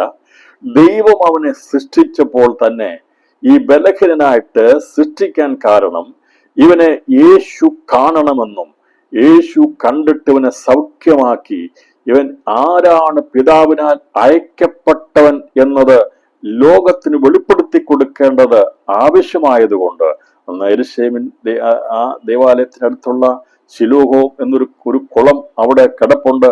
അവന്റെ പേര് അയക്കപ്പെട്ടവനെന്നാണ് ഇതിന്റെ അർത്ഥം. ആ പേരിന്റെ അർത്ഥം വെളിപ്പെടുത്താൻ വേണ്ടി, ആര് അയക്കപ്പെട്ടവനാണ് എന്ന് വെളിപ്പെടുത്താൻ വേണ്ടിയാണ് ആ കുളം അവിടെ ശിലോഹോം കുളം കിടക്കുന്നത്. അപ്പോൾ അവിടുത്തെ ഉദ്ദേശം എന്താണ് എന്നുള്ളത് ദൈവത്തോട് വെളിപ്പെടുത്തുക. കുളത്തിന്റെ ഉദ്ദേശം എന്താണ്, ആ പേരിന്റെ അർത്ഥം എന്താണെന്ന് വെളിപ്പെടുത്താൻ വേണ്ടി ഒരു കുരുടൻ അവിടെ ആവശ്യമായിരുന്നു. അതുകൊണ്ടാണ് ദൈവമായ കർത്താവ് പറഞ്ഞത്, ശിലോഹോം കുളത്തിൽ പോയി കഴിയാം. ശിലോഹോം കുളവുമായിട്ട് ബന്ധപ്പെട്ടതിനാണ്. ശിലോഹം എന്ന് പറയുമ്പോൾ അയക്കപ്പെട്ടവൻ എന്നാണ് അർത്ഥം. പിതാവിനാൽ അയക്കപ്പെട്ടവൻ കണ്ണുകളെ തുറക്കുന്നവനാ. ഇന്ന് പകൽ സമയം സന്ദേശം കേൾക്കുമ്പോൾ, ശിലോഹോം കുളത്തിൽ ചെന്ന് കഴുകിയാൽ കാഴ്ച പ്രാപിക്കും എന്ന് യേശു പറഞ്ഞെങ്കിൽ, അയക്കപ്പെട്ടവന്റെ അടുത്ത് വന്നു കഴിഞ്ഞാൽ ഏത് കണ്ണും ഏത് കുരുട്ട് കണ്ണും തുറക്കപ്പെടും. അതുകൊണ്ട് ആ ശിലോഹോം കുളത്തിലേക്ക് കർത്താവിനെ പറഞ്ഞയച്ചത് അതിന് അയക്കപ്പെട്ടവനാണ്. അപ്പോൾ യേശു ലോകത്തിൽ വന്നത് കണ്ണുകളെ തുറക്കാൻ വേണ്ടിയാ വന്നത്. മനുഷ്യന്റെ ആത്മീയ കണ്ണുകളെ, അവന്റെ ശാരീരിക കണ്ണുകളെ, അടഞ്ഞുപോയ മനുഷ്യന്റെ നന്മയുടെ കണ്ണുകളെ തുറക്കാൻ വേണ്ടിയാ പിതാവാം ദൈവം തന്റെ പുത്രനെ ലോകത്തിലേക്ക് അയച്ചത്. അപ്പോൾ യേശു ലോകത്തിൽ വന്നത്, അവനെ അയച്ചത് കണ്ണുകൾ തുറക്കപ്പെടാൻ വേണ്ടിയാ. അതിനുവേണ്ടി നിഴലായി കിടക്കുന്ന ഒരു ശിലോകവും കുളം അവിടെ കിടപ്പുണ്ട്. അപ്പോൾ അവിടേക്ക് അയക്കപ്പെട്ടവൻ, പിതാവാം ദൈവത്താൽ അയക്കപ്പെട്ടവൻ കാഴ്ചയില്ലാത്ത ഒരുവനെ അവിടേക്ക് അയക്കുകയാണ്. ഇവിടെ രണ്ട് കാര്യമാണ് നടക്കുന്നത്. ഒന്ന്, സ്വർഗീയ പിതാവ് തന്റെ പുത്രനെ ലോകത്തിലേക്ക് അയച്ചത് നമ്മുടെ കണ്ണുകളെ തുറക്കുവാൻ വേണ്ടിയാണ്. അപ്പോൾ യേശു ഇവനെ കണ്ടിട്ട് ഇവനെ അയക്കുന്നതും ശിലോകംകുളത്തിലേക്ക്. രണ്ട് അയക്കലാണ്. ഒന്ന്, പിതാവാം ദൈവം വൈദ്യനായിരിക്കുന്ന സൗഖ്യദായകനാകുന്ന യേശുവിനെ ലോകത്തിലേക്ക് അയക്കുവാൻ ഇടയാത്തുന്നു. യേശു അവനെ സൗഖ്യമാക്കുവാൻ വേണ്ടി അവനെ ശിലോകംകുളത്തിലേക്ക് അയച്ചു. രണ്ട് കാര്യങ്ങൾ കൂടെ ഒന്നായി ചേർന്ന് കഴിഞ്ഞപ്പോൾ അവിടെ വലിയ ആശ്ചര്യകരമായ സംഭവം ഉണ്ടാകുവാൻ ഇടയാത്തുന്നു. അപ്പോൾ ഇവന്റെ അമ്മയപ്പന്മാർ പാപം ചെയ്തിട്ടല്ല, ഇവൻ പാപം ചെയ്തിട്ടല്ല എന്ന് യേശു പറഞ്ഞു. അപ്പോൾ ദൈവപ്രവൃത്തി അവൻ വെളിപ്പെടുവാനാണെന്ന് കർത്താവ് പറഞ്ഞപ്പോൾ, ദൈവപ്രവൃത്തി വെളിപ്പെടേണ്ട സമയമാകുമ്പോൾ ദൈവം നമ്മളെ കാണുമെന്നും, ദൈവത്തിന്റെ പ്രവൃത്തി വെളിപ്പെടേണ്ട സമയമാകുമ്പോൾ ദൈവം നമ്മളെ കാണും, നമ്മുടെ കുടുംബത്തെ കാണും. അതുകൊണ്ട് ദൈവപ്രവൃത്തിക്കായി കാത്തിരിക്കുന്നവര് ഒരുപക്ഷെ നമ്മൾ വിചാരിക്കും, ഞാൻ എന്ത് തെറ്റ് ചെയ്തിട്ടാ, ഞാൻ എന്ത് പാപം ചെയ്തിട്ടാ ഞാൻ ഇത്രമാത്രം വേദന അനുഭവിക്കുന്നത്, ഞാൻ എന്തുകൊണ്ടാണ് ഇത്രമാത്രം ബുദ്ധിമുട്ട് അനുഭവിക്കുന്നത് എന്നൊക്കെ നമ്മൾ പലപ്പോഴും ചിന്തിക്കും. നമ്മൾ ചോദിക്കും, എന്റെ പ്രാർത്ഥനയ്ക്ക് മറുപടി കിട്ടാത്ത എന്തുകൊണ്ടാണ് എന്റെ പ്രാർത്ഥനയ്ക്ക് മറുപടി കിട്ടാത്തത്, ഞാൻ പ്രാർത്ഥിക്കുന്നതിന്റെ വിഷയം പരിഹരിക്കപ്പെടാത്ത എന്താ? ഈ അമ്മയും ഇവന്റെ മാതാപിതാക്കളും ഇവനും ഒരുപാട് പ്രാവശ്യം ഈ ചോദ്യം ഉന്നയിച്ചിട്ടുണ്ട്. ഒരുപക്ഷെ പുറമേ പറഞ്ഞിട്ടില്ലെങ്കിലും ഉള്ളിന്റെ ഉള്ളിൽ ഈ കൂടനായിരിക്കുന്നവനും അതുപോലെ തന്നെ അവന്റെ മാതാപിതാക്കളും ഈ ചോദ്യം ചോദിച്ചിട്ടുണ്ട്. ദൈവമേ, എന്തുകൊണ്ടാണ് ഇങ്ങനെ ഇരിക്കുന്ന അവസ്ഥയാ തീർന്നത്? തലമുറയെ നോക്കി ആ മാതാപിതാക്കൾ ചോദിച്ചിട്ടുണ്ട്, ഞങ്ങൾ എന്തെങ്കിലും തെറ്റ് ചെയ്തിട്ടാണോ ഇവൻ ഇങ്ങനെ ആയിരിക്കുന്നതെന്ന്. ഇന്ന് പകൽ സമയം പ്രിയപ്പെട്ടവരെ, ദൈവത്തിന് കാണേണ്ട സമയത്ത് ദൈവം കാണേണ്ടവരെ കാണുവാനിടയാത്തരും. അവന്റെ മാതാപിതാക്കൾ പാപം ചെയ്തിട്ടില്ല എന്ന് യേശു പറഞ്ഞപ്പോൾ അവരെപ്പോഴും മനസ്സ് ചിന്തിക്കുമായിരുന്നു, മറ്റുള്ളവർ അവരെ തെറ്റായ രീതിയിൽ പലതും പറയും. നിങ്ങൾ ഭാവികളായത് കൊണ്ടാണ് നിങ്ങൾക്ക് ഇങ്ങനെ തലമുറ ഉണ്ടായതെന്ന് അവർ വിധി എഴുതിയിട്ടുണ്ട്. എന്നാൽ ദൈവത്തെ അറിയാമായിരുന്നു. അങ്ങനെ കുത്തുവാക്കുകൾ ഒരുപാട് കേട്ടിട്ടുള്ള മാതാപിതാക്കളാ. സമൂഹത്തിൽ ഒരുപാട് നിന്ന് സഹിക്കേണ്ടി വന്നതാ. ഏകദേശം 40 വർഷത്തെ ചരിത്രം നാം പഠിച്ചു കഴിഞ്ഞാൽ, ഇവൻ ജനിച്ച അന്ന് മുതൽ കഴിഞ്ഞ 40 വർഷമായിട്ടും ഈ തലമുറയെ കാണുമ്പോൾ സന്തോഷിക്കുവാൻ വകയുമില്ലാതിരുന്ന ആ മാതാപിതാക്കൾ എപ്പോഴും ഹൃദയത്തിൽ ഒരു ചോദ്യം ചോദിക്കുമായിരുന്നു, ഞങ്ങളുടെ കുറവെന്താണ് ദൈവമേ എന്ന് ചോദിക്കുമായിരുന്നു. ഇന്ന് ഈ ഉപവാസ പ്രാർത്ഥനയിൽ ഇങ്ങനെ ചോദ്യം ചോദിക്കുന്ന മാതാപിതാക്കൾ ഈ സന്ദേശം കേൾക്കുന്നെങ്കിൽ ദൈവത്തിന്റെ പ്രവൃത്തിക്ക് വേണ്ടിയാ ചിലതിനെ ദൈവം വെച്ചിരിക്കുന്നത് മനസ്സിലാക്കി ദൈവത്തിന് സ്തോത്രം ചെയ്യണം. ഈ പിറവിയിലേക്ക് ഉണ്ടായിരിക്കുന്നവനും ചോദിക്കും, എല്ലാവർക്കും കുഴപ്പമില്ലല്ലോ, എല്ലാവരും നടക്കുന്നുണ്ടല്ലോ, അവർക്കെല്ലാം കാണാൻ കഴിയുമല്ലോ, ഞാനാണോ പാപം ചെയ്തത്, ഞാൻ ഇങ്ങനെ ഇരിക്കാൻ കാരണമെന്തെന്നുള്ള ചോദ്യം ചോദിച്ചുകൊണ്ട് വഴിയിരിക്കെ ഇരിക്കുന്ന ആ ക്രൂരനെ കാണുവാൻ ദൈവത്തിന് കഴിഞ്ഞുവെങ്കിൽ ഇന്ന് ഈ പകൽ സമയം ദൂത് കേൾക്കുമ്പോൾ പലപ്പോഴും ചോദ്യം ചോദിക്കുന്ന ജീവിതമേ, ഇന്ന് പകൽ സമയം ദൈവാത്മാ പറയുക, അതെ, ആരും വിധി എഴുതട്ടെ, എത്ര വർഷമായി വിധി എഴുതിയാലും അവരുടെ വിധിയെ മാറ്റി എഴുതുവാൻ വേണ്ടി യഥാർത്ഥമായിരിക്കുന്ന വിധികർത്താവായവൻ പ്രത്യക്ഷപ്പെട്ട് കഴിയുമ്പോൾ, അവൻ ഇടപെട്ട് കഴിയുമ്പോൾ വിഷയങ്ങൾ അത് യഥാർത്ഥമായി എന്തായിത്തീരുമെന്ന് വെളിപ്പെടുത്തുവാൻ വേണ്ടി കർത്താവിനെ കാണുവാനിടയാത്തതുണ്ട്. അപ്പോൾ വിധി എഴുതിയ ഒരുപാട് പേരുണ്ടായിരുന്നു. ഇവരുടെ വാക്കുകൾ തുറന്ന് നമ്മൾ കേൾക്കുമ്പോൾ മനസ്സിലാക്കാൻ സാധിക്കുന്നത്, ഇവരെ പാപത്തിന്റെ പട്ടികപ്പെടുത്തിയവരാ. ഇവര് എല്ലാ വിധത്തിലും നോക്കുമ്പോൾ ദേശത്ത് വലിയൊരു ഗൗരവമുള്ളവരായി ഇവരെ കണക്കാക്കാത്തവരാ. കാരണം ഇവരുടെ വർത്തമാനം കേൾക്കുമ്പോൾ, മറ്റുള്ളവരുടെ ഇടപെടലിൽ കാണുമ്പോൾ, ഈ പിറവിയിൽ കൂടെ ജനിച്ചൊരു മകനുള്ളത് കൊണ്ട് മാതാപിതാക്കളെ കുറവുള്ളവരായിട്ടാണ് കണ്ടിരുന്നത്. അവനും ഒരു ബലഹീനായതുകൊണ്ട് അവനെ മാറ്റി നിർത്തിയിരിക്കുകയാണെങ്കിൽ ആ കുടുംബത്തെ സന്ദർശിക്കാൻ വേണ്ടി, അവരുടെ വിഷയം പരിഹരിക്കാൻ വേണ്ടി നീണ്ട വർഷങ്ങൾ നീണ്ടു നിന്നതായ അവമാനം മാറ്റുവാൻ, ചോദ്യങ്ങൾ മാറുവാൻ യേശു അവനെ കണ്ടതുപോലെ 2026 ഒരുപാട് ചോദ്യങ്ങൾ നമുക്കെതിരെ, നമ്മുടെ തലമുറയ്ക്കെതിരെ ഉന്നയിച്ചിട്ടുണ്ടെങ്കിൽ ഇന്ന് പകൽ സമയം ദൈവാത്മാവ് പറയുക, ആശ്ചര്യകരമായ പ്രവൃത്തിയെ ചെയ്യുവാൻ, ദൈവപ്രവൃത്തി ചെയ്യുവാൻ വേണ്ടി ചില കാര്യങ്ങളെ ദൈവം വെച്ചിട്ടുണ്ട്. അത് പലപ്പോഴും നാം ചോദിച്ചിട്ടില്ലേ, എൻ്റെ കുറവെന്താണ് ദൈവമേ എൻ്റെ പ്രാർത്ഥനയ്ക്ക് മറുപടി തരാൻ തടസ്സമായി നിൽക്കുന്നത്? ദിവസം തലമുറകൾ ചോദിക്കുന്നുണ്ട്, ഞങ്ങളുടെ കുറവെന്താണ് ദൈവമേ എന്ന് ചോദിക്കുന്നത് പോലെ. അതെ, വിവിധമായ ചോദ്യങ്ങൾ ഉയരുമ്പോൾ ആ ചോദ്യങ്ങൾ കണ്ടുകൊണ്ട് മൗനമായിരിക്കുന്നവനല്ല ദൈവം. അവിടെ അടുക്കിലേക്ക് ഇറങ്ങി വന്ന് അവരെ കാണുന്നവനാണ് നമ്മുടെ കർത്താവ്. അങ്ങനെ അവനെ കണ്ടു കഴിഞ്ഞപ്പോൾ യേശു അവന്റെ അടുക്കൽ വന്നു. കഥ പറഞ്ഞു, എന്നെ അയച്ചവന്റെ പ്രവൃത്തി. ഇവിടെ അയച്ച കാര്യം പറഞ്ഞു, അയക്കപ്പെട്ടവൻ. അപ്പോൾ ഈ അയച്ചവനാണ് യേശു എന്ന് വെളിപ്പെടുത്താൻ വേണ്ടിയാണ് ശിലോഹോം കുളത്തോടുള്ള ബന്ധത്തിൽ യേശുവിടെ അത്ഭുതം ചെയ്തത്. അപ്പൊ ഈ ശിലോഹം കുളം കിടക്കുന്നത്, അതിന് അർത്ഥം പേരിട്ടപ്പോൾ, ആ കുളം കുത്തിയപ്പോൾ, അന്ന് അതിന് നാമകരണം ചെയ്തപ്പോൾ ശിലോഹോം എന്ന പേരായിട്ടത്. അതിന്റെ പേരിന്റെ അർത്ഥം അയക്കപ്പെട്ടവൻ എന്നാണ്. എന്തിനാണോ ആ കുളം നിർമ്മിച്ചത്, നിഴലായി നിന്നത്, അത് പൊരുളായി തീരാൻ വേണ്ടി അത് അവിടെ ഒരു പ്രവൃത്തി നടക്കണമായിരുന്നു. ഈ കിണർ, ഈ കുളം കുഴിച്ചിട്ട് എത്ര ആളെന്ന് എനിക്കറിയത്തില്ല. അത് യേശു ദേവാലയത്തോട് ബന്ധത്തിൽ കുഴിക്കപ്പെട്ട കുളമാണ്.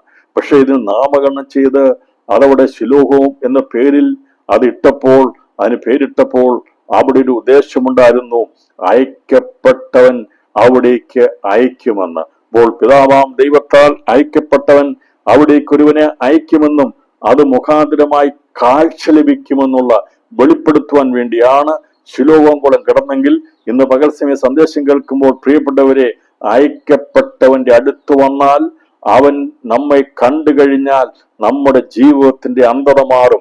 ഈ വ്യക്തിയുടെ ജീവിതത്തിന്റെ അന്ധത മാറിയതിനെ സംബന്ധിച്ചാണ് ഇപ്പോൾ യേശു ക്രിസ്തു പിതാവിനാൽ അയക്കപ്പെട്ടത് അവന്റെ കണ്ണിന് കാഴ്ച കൊടുക്കാൻ വേണ്ടിയാ. അപ്പോൾ ആദ്യമായി അവന്റെ പുറമെയുള്ള കണ്ണുകൾ തുറക്കപ്പെട്ടെങ്കിൽ അവന്റെ ആന്തരികമായിരിക്കുന്ന ആത്മാവിന്റെ കണ്ണുകൂടി തുറന്നിട്ടാണ് യേശു ആ പ്രവൃത്തി അവിടെ അവസാനിപ്പിച്ചത്. അപ്പോൾ ഇവനോട് ആദ്യം പറഞ്ഞത്, അവനെ നിലത്ത് തുപ്പൽ കൊണ്ട് ചേറുണ്ടാക്കി ചേറവന്റെ കണ്ണിന്മേൽ പൂശി നീ ചെന്ന് ശിലോഹോം കുളത്തിൽ കഴുകുക എന്ന് അവനോട് പറഞ്ഞു. ഇവനെ അങ്ങനെ അയക്കേണ്ട ആവശ്യമുണ്ടായിരുന്നോ എന്ന് വിചാരിക്കും. അങ്ങനെ ഒരു ആവശ്യമില്ലായിരുന്നു. പക്ഷേ അയക്കപ്പെട്ടവൻ എന്ന പേര് എന്താണെന്ന് പൂർത്തീകരിക്കപ്പെടാൻ വേണ്ടി, ആ പ്രവൃത്തി തികച്ചെടുക്കാൻ വേണ്ടിയാണ് യേശു ഈ പ്രവൃത്തി അവിടെ അങ്ങനെ പ്രകാരം ചെയ്തത്. ഇവന്റെ കണ്ണിന്മേൽ ചേറ് പൂശി ഇവനെ അവിടേക്ക് ശിലോഹം കുളത്തിൽ പോയി കണ്ണ് കഴുകാൻ എന്ന് അവിടെ അയച്ചപ്പോൾ അവൻ പോയി കഴുകി കണ്ണ് കാണുന്നവനായി മടങ്ങി വന്നു. എവിടേക്കാണോ അവനെ അയച്ചത് അവിടേക്ക് അവൻ മടങ്ങി വന്നു. ഇന്ന് ഈ സന്ദേശം കേൾക്കുമ്പോൾ യേശു അവന്റെ അടുക്കൽ ചെന്ന് ആ തുപ്പൽ കൊണ്ട് ചേറുണ്ടാക്കി അവന്റെ കണ്ണിൽ തേച്ച് അവനോട് നീ പോയി ശിലോഹം കുളത്തിൽ പോയി കഴുകുക എന്ന് പറഞ്ഞപ്പോൾ കൂടുന്നവർക്കൊക്കെ സംശയം തോന്നിക്കാണും, എന്താണ് കർത്താവ് ചെയ്യുന്നെന്നുള്ളത്.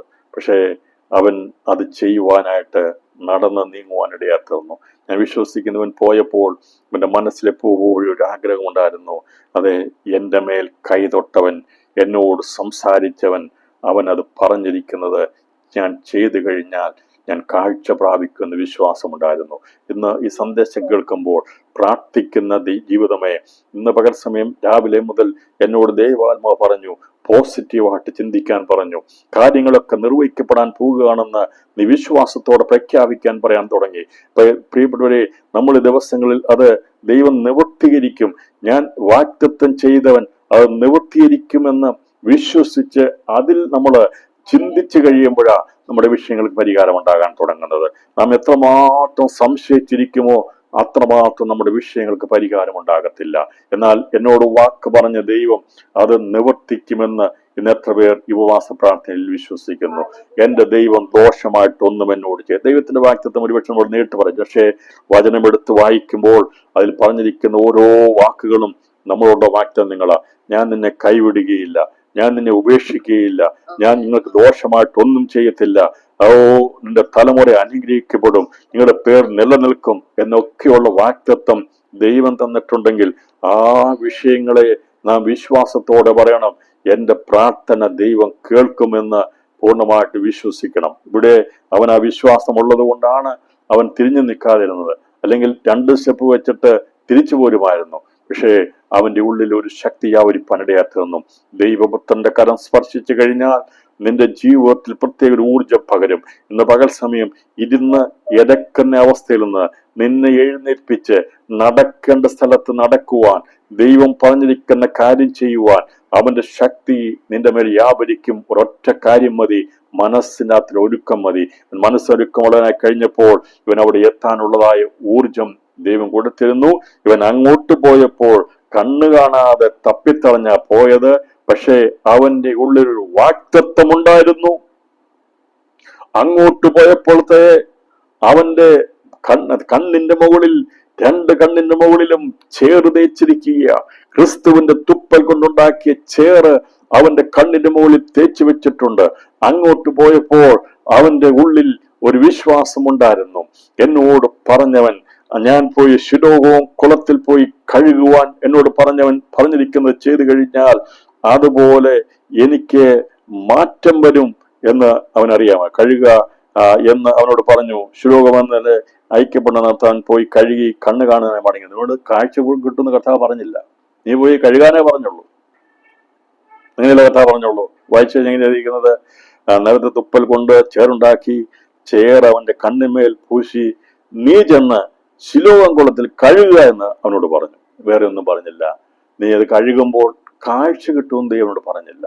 പക്ഷെ അതിൽ അവന് മനസ്സിലായി എന്തെങ്കിലും ഒരു അത്ഭുതത്തിന് വേണ്ടിയാണ് യേശു അത് ചെയ്യുന്നുള്ളത്. കർത്താവ് പറഞ്ഞു നീ കഴുകിയാൽ കാഴ്ച കിട്ടുന്നല്ല പറഞ്ഞത്. പക്ഷെ ഇവൻ അറിയാമായിരുന്നു വെറുതെ നസ്രയൻ ഒരു പ്രവൃത്തി ചെയ്യുകയില്ലെന്ന്. ഒരുപക്ഷെ ആ സംഭവം നടക്കുന്ന സമയത്ത് ഒരു മനുഷ്യന്റെ ബുദ്ധിക്കുള്ള കാര്യത്തിനനുസരിച്ച് ചിന്തിച്ചാൽ അവിടെ ഒരിക്കലും അത് അവൻ ചെയ്യേണ്ട കാര്യമല്ല. അവനോട് കാഴ്ച കിട്ടുമെന്ന് പറഞ്ഞില്ല. എന്നാൽ നീ പോയി കഴുകുക എന്നേ പറഞ്ഞുള്ളൂ. അവൻ പോയി കഴുകിയപ്പോൾ അവന്റെ ആ ഐക്യപ്പെട്ടവനെന്ന് അർത്ഥമുള്ള സ്ഥലത്ത് അവൻ പോയി കഴുകിയപ്പോൾ അവന്റെ കണ്ണിൽ നിന്ന് മാറിപ്പോകേണ്ട അന്ധത മാറി. ഞാനിന്ന് പകൽ സമയം വിശ്വസിക്കുന്നത് ഇവൻ ആ കുളത്തിൽ എങ്ങനെയോ തപ്പിത്തടഞ്ഞിറങ്ങിയിട്ടുണ്ട്. പക്ഷേ അവൻ ഒരു കൈക്കുമ്പിളിൽ വെള്ളം കോരി അവന്റെ മുഖത്തേക്ക് അവനത് ഒഴിച്ചപ്പോൾ, അവൻ ആ മുഖത്തേക്ക് അവൻ ഒഴിച്ചപ്പോൾ, ഇന്ന് പകൽ സമയം നിങ്ങൾക്കത് ആത്മാവിൽ കാണാൻ കഴിയുമോ? ഈ കണ്ണ് കാണാത്തവൻ അവന്റെ കണ്ണിന്മേൽ ചേറ് പൂശിയിരിക്കുന്ന കണ്ണുമായി ആ കുളത്തിലിറങ്ങി അവന്റെ കൈ കൊണ്ട് വെള്ളം കോരി അവൻ മുഖത്തേക്ക് ഒഴിച്ചപ്പോൾ ദൈവത്തിൽ അനുസരിച്ചവന്റെ അവന്റെ മുഖത്തിന്മേൽ ദൈവശക്തി വ്യാപരിപ്പാനിടയായി തീർന്നു. ആ കുളത്തിന്റെ അകത്ത് വെച്ച് അവൻ കഴുകിയപ്പോൾ അവൻ കരക്കിരുന്ന് എവിടുന്ന കഴിയുന്നറിയുന്ന ശേഷം കുളത്തിൽ ചെന്ന് ഇറങ്ങിയിട്ടുണ്ട്. അവിടുന്ന് അവൻ കഴുകിയപ്പോൾ അവിടെ ഒരു ശക്തി വ്യാപരിപ്പാനിടയായി തീർന്നു. യേശുവിന്റെ വാക്ക് പറഞ്ഞതുപോലെ അവൻ അവിടെ ചെന്നത് കഴുകിയപ്പോൾ നസ്രായൻ വാക്ക് പറഞ്ഞ് മാറി നിൽക്കുന്നവനല്ല. അവൻ വാക്ക് പറഞ്ഞാൽ അതുപോലെ തന്നെ ചെയ്യും. ഇവൻ ആദ്യത്തെ ഒരു പിടി വെള്ളമെടുത്ത് അവന്റെ മുഖത്തേക്ക് അവൻ കൊണ്ടുവന്നപ്പോൾ അത് അവന്റെ കണ്ണുകളിൽ സ്പർശിച്ചപ്പോൾ യേശുവിന്റെ വചനത്തിന്റെ ശക്തി അവന് വ്യാപരിച്ചപ്പോൾ അവൻ സൗഖ്യമുള്ളവനായി തീർന്നു. അവൻ ആദ്യം കാണുന്നത് ആ കുളത്തിലെ വെള്ളമാണ്. ഇന്ന് ഈ പകൽ സമയ സന്ദേശം കേൾക്കുമ്പോൾ എന്നെ കേൾക്കുന്ന പ്രിയപ്പെട്ടവരെ, അതിശയകരമായ പ്രവൃത്തികളെ ചെയ്യുന്നവനാ നസ്രായനായിരിക്കുന്ന യേശു. ഇന്ന് പകൽ സമയം വിശ്വാസത്തോടെ അവൻ പറഞ്ഞിരിക്കുന്ന പോലെ ചെയ്യുവാൻ കഴിയുമെങ്കിൽ നീ അത്ഭുതങ്ങളെ കാണുമെന്ന് പൂർണ്ണമായിട്ടും ആത്മാവിനെ വിശ്വസിച്ചു. ഞാൻ ഒറ്റ കാര്യം നമ്മൾ ചിന്തിച്ചാൽ മതി. വെള്ളം കോരിയത് അവന്റെ കൈ കൊണ്ടാ. ഈ മുഖത്തേക്ക് അവൻ ഈ അന്ധത പിടിച്ച മുഖത്തേക്ക് യേശു പറഞ്ഞതനുസരിച്ച് അവൻ കഴുകുവാൻ വേണ്ടി ആ വെള്ളം അവന്റെ കണ്ണുകളിൽ മേൽ സ്പർശിച്ചു കഴിഞ്ഞപ്പോൾ അവൻ ആദ്യം കാണുന്നത് അവന്റെ കരങ്ങൾ കാണുവാനിടയെത്തുന്നു. അവൻ പ്രപഞ്ചത്തെ വെള്ളത്തെ മുഴുവൻ കാണാനിടയെത്തുന്നു. അവൻ അവിടുന്ന് കയറിയത് വളരെ സന്തോഷമുള്ളവനായിട്ടാ അവൻ കയറിയത്. മടങ്ങി വന്നത് എങ്ങനെയാണോ എന്ന് അവന്റെ വരവിനെ കുറിച്ച് പറഞ്ഞു കഴിഞ്ഞാൽ എത്ര സന്തോഷകരമാ. ഇന്ന് പകൽ സമയം പ്രിയപ്പെട്ടവരെ, ദൈവം ഇടപെട്ട് കഴിയുമ്പോൾ നമ്മുടെ സ്ഥിതിക്ക് മാറ്റം വരും. ദൈവം പറയുന്ന അനുസരിക്കാമെങ്കിൽ, അത് നീ ചോദ്യം ചെയ്യാതെ അനുസരിക്കാമെങ്കിൽ അവിടെ ആശ്ചര്യകരമായ മഹത്തരമായ പ്രവൃത്തി സംഭവിക്കും. ആരുടെ അഭിപ്രായം ചോദിച്ചില്ല, ഞാൻ പോണമെന്ന് ചോദിച്ചില്ല, ഒന്നും അവൻ ചോദിച്ചില്ല. അവനോട് പറഞ്ഞ ദൈവത്തിന്റെ വചനത്തിനനുസരിച്ച് അവൻ മുന്നോട്ട് പോവുകയാണ് ചെയ്തത്. ഇതാണ് നമുക്ക് ആവശ്യമായിട്ടുള്ളത്. 100 പേരോട് ചോദിച്ചാൽ അത് ചെയ്യണമോ, ഇത് ചെയ്യണമോ, അങ്ങനെ ചെയ്യണമോ എന്നൊക്കെ ചോദിച്ചു തന്നാൽ കാര്യം നടക്കത്തില്ല.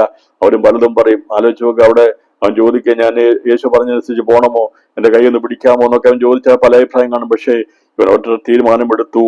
അയച്ചവൻ പറഞ്ഞിട്ടുണ്ടെങ്കിൽ അവിടെ എത്തേണ്ട കാര്യവും അവൻ ചെയ്യുമെന്നുള്ള വിശ്വാസം അവനുള്ളത് കൊണ്ട് ദൈവപ്രവൃത്തി വെളിപ്പെടുവാൻ വേണ്ടി ശിലോം കുളത്തിലേക്ക് അവൻ പോയി കഴുകി കാഴ്ചയുള്ളവനായി മടങ്ങി വന്നു. പക്ഷേ അവനെ കണ്ടു കഴിഞ്ഞപ്പോൾ അയൽക്കാർക്കെല്ലാം വലിയ സംശയമായി.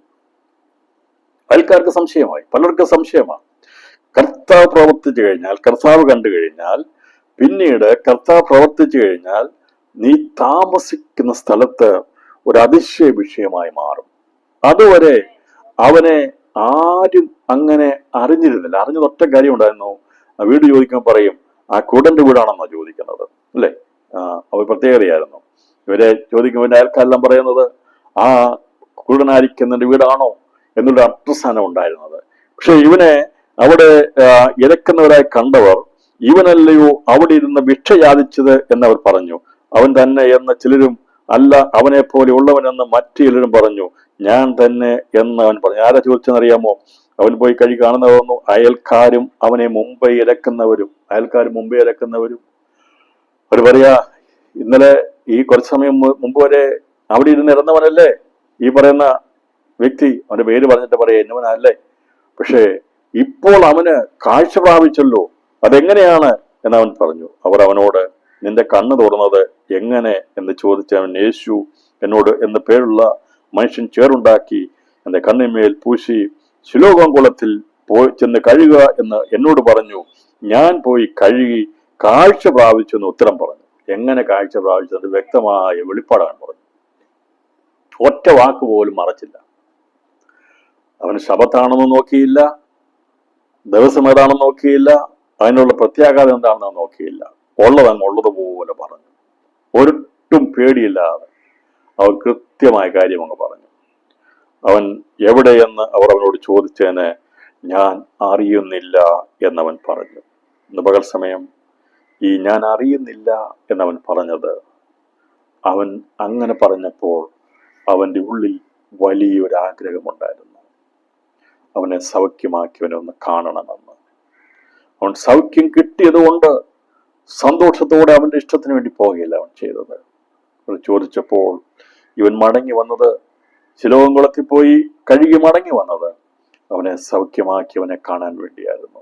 എന്നാൽ യേശു അവിടെ ഇല്ലാത്തതുകൊണ്ട് അവൻ എവിടെയെന്ന് അവനോട് ചോദിച്ചതിന് ഞാൻ അറിയുന്നില്ല എന്നവൻ പറഞ്ഞു. അപ്പൊ അവന് കാഴ്ച ലഭിച്ചു, പക്ഷേ സൗഖ്യമാക്കിയവൻ എവിടെയാണെന്ന് അവൻ അറിയത്തില്ലായിരുന്നു. എന്നാൽ അവൻ എവിടെയാണെന്ന് വെളിപ്പെടുത്തുവാൻ വേണ്ടി കർത്താവ് അവനെ സന്ദർശിച്ചതിനെ കുറിച്ച് ഇവിടെ രേഖപ്പെടുത്തിയിട്ടുണ്ട്. അപ്പോൾ അവൻ കാഴ്ച പ്രാപിച്ചു, എന്നിട്ട് സാക്ഷ്യം പ്രസ്താവിച്ചു. അങ്ങനെ അവൻ ആദ്യം സാക്ഷ്യം പ്രസ്താവിച്ചത് അവന്റെ അയൽക്കാരുടെ അടുത്ത് സാക്ഷ്യം പ്രസ്താവിക്കേണ്ട ആവശ്യമില്ല. കാണത്തക്കോണം വെളിപ്പെട്ടു. ദൈവം കണ്ടാൽ അത് ദേശത്ത് വെളിപ്പെടും, അയൽക്കാരുടെ ഇടയിൽ വെളിപ്പെടും. ദൂത് കുറിച്ചിട്ടോ ദൈവം കണ്ടിട്ടുണ്ടെങ്കിൽ കഴിഞ്ഞ ദിവസങ്ങളിൽ അപമാന വിഷയങ്ങൾ, നിന്ദിക്കപ്പെട്ട വിഷയങ്ങൾ, പരിഹസിക്കപ്പെട്ട വിഷയങ്ങൾക്ക് സ്ഥിതി മാറ്റി അത് അഭിമാനമുള്ള വിഷയമാക്കി മാറ്റുവാൻ ദൈവാത്മാവ് ഇടപെടുമെന്ന്.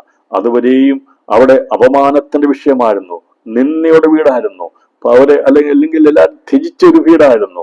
പക്ഷേ ക്രിസ്തു മുഖാന്തരം അതിന്റെ മാറ്റം വന്നു കഴിഞ്ഞപ്പോൾ കാഴ്ച പ്രാപിച്ചൊന്റെ വീടായി മാറി. അപ്പൊ കാഴ്ച പ്രാപിച്ചൊന്റെ വീടിന് പ്രത്യേകതയുണ്ട്. ചോദ്യങ്ങൾ ചോദിക്കാൻ തുടങ്ങി, ഇതെങ്ങനെ സംഭവിച്ചെന്ന്. അതെ, ഇന്ന് വരെ മറയപ്പെട്ടിരിക്കുന്ന ചില ജീവിതങ്ങളെ, ചില കുടുംബങ്ങളെ ദൈവാത്മാവ് ഉപവാസ പ്രാർത്ഥനയിൽ വെളിച്ചത്ത് കൊണ്ടുവരാൻ പോകുക, വെളിപ്പെടുത്താൻ പോകുക, ദൈവപ്രവൃത്തി വെളിപ്പെടാൻ പോകുക.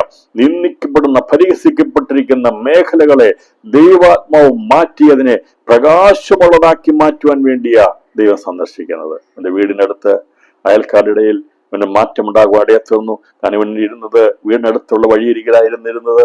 അതുകൊണ്ടാണ് അവിടേക്ക് അവൻ മടങ്ങി വന്നു. യേശു അവനെ അവിടെ വെച്ചാ സന്ദർശിച്ചത്. അവൻ മടങ്ങി വന്നപ്പോൾ യേശുവിനെ കണ്ടില്ല. എന്നാൽ അവന് സൗഖ്യമായെന്നും മാറ്റം വന്നുള്ള ശ്രുതി വേഗത്തിൽ യെരൂശലേമിലേക്ക് വ്യാപരിപ്പാൻ ഇടയായിത്തീർന്നു. ശിലോം കുളത്തിൽ പോയി കഴുകി വന്ന ഈ സൗഖ്യം പ്രാപിച്ചവൻ, അയക്കപ്പെട്ടവൻ എന്നർത്ഥമുള്ള കുളത്തിൽ പോയി അയച്ചവൻ ചെയ്ത പ്രവൃത്തിയെ തികച്ച് മടങ്ങി വന്നപ്പോൾ, അവൻ കാഴ്ചയുള്ളവനായി വന്നു കഴിഞ്ഞപ്പോൾ യേശുവിന്റെ പ്രവൃത്തിയെക്കുറിച്ചുള്ള ശ്രുതി അവിടെ ദേശത്ത് പരക്കോടെ തീർന്നു. ആ കൂടനായി ഇരുന്നവനെ അവർ പരീശന്മാരുടെ അടുക്കൽ കൊണ്ടുപോയി. ആദ്യമായിട്ടാണ് ഇവനെ പരീശന്മാരുടെ അടുക്കൽ കൊണ്ടുപോകുന്നത്. അതുപോലെ വഴിയിരിക്കുകയായിരുന്നു. ഇപ്പൊ ഇവൻ പ്രധാന വ്യക്തിയായി മാറി. കർത്താവ് പ്രവർത്തിച്ചു കഴിഞ്ഞാൽ പിന്നെ സ്ത്രീകൾക്കൊക്കെ മാറ്റം ഉണ്ടാകും. ഇവൻ പ്രധാനപ്പെട്ട ഒരു വ്യക്തിയായി. ഇവനെ അവര് കൊണ്ടുപോവുകയാണ്, പരീശന്മാരുടെ അടുക്കൽ കൊണ്ടുപോയി. അതുവരെ പരീശന്മാർക്ക് അവനെ കാണണ്ടായിരുന്നു. വേണമെങ്കിൽ ചില തൊട്ടിട്ടിട്ട് പോകുമായിരുന്നു. അവർക്ക് മറ്റാർക്കും അവനെ കാണണ്ടായിരുന്നു. പക്ഷേ യേശു പ്രവർത്തിച്ചു കഴിഞ്ഞപ്പോൾ ഇവനെ അവര് കൂട്ടിക്കൊണ്ടുപോവുക. അന്നത്തെ അവിടുത്തെ പരീശന്മാരുടെ അടുക്കൽ കൊണ്ടുപോയിട്ട് പറഞ്ഞു, യേശു ചേറുണ്ടാക്കി അവന്റെ കണ്ണ് തുറന്നത് ശബത്ത് നാളിലായിരുന്നു. ഇവര് നോക്കിയത് അതിൻ്റെ അകത്ത് നെഗറ്റീവ് എല്ലാം ഉണ്ടോ എന്നാണ് നോക്കിയത്. യേശു എന്ന് കേട്ടപ്പോൾ തന്നെ അതിനകത്ത് എന്തെങ്കിലും ഒരു നെഗറ്റീവ് ഉണ്ടോ എന്നാണ് നോക്കിയത്. അത് ലോകസഹജമാകട്ടോ.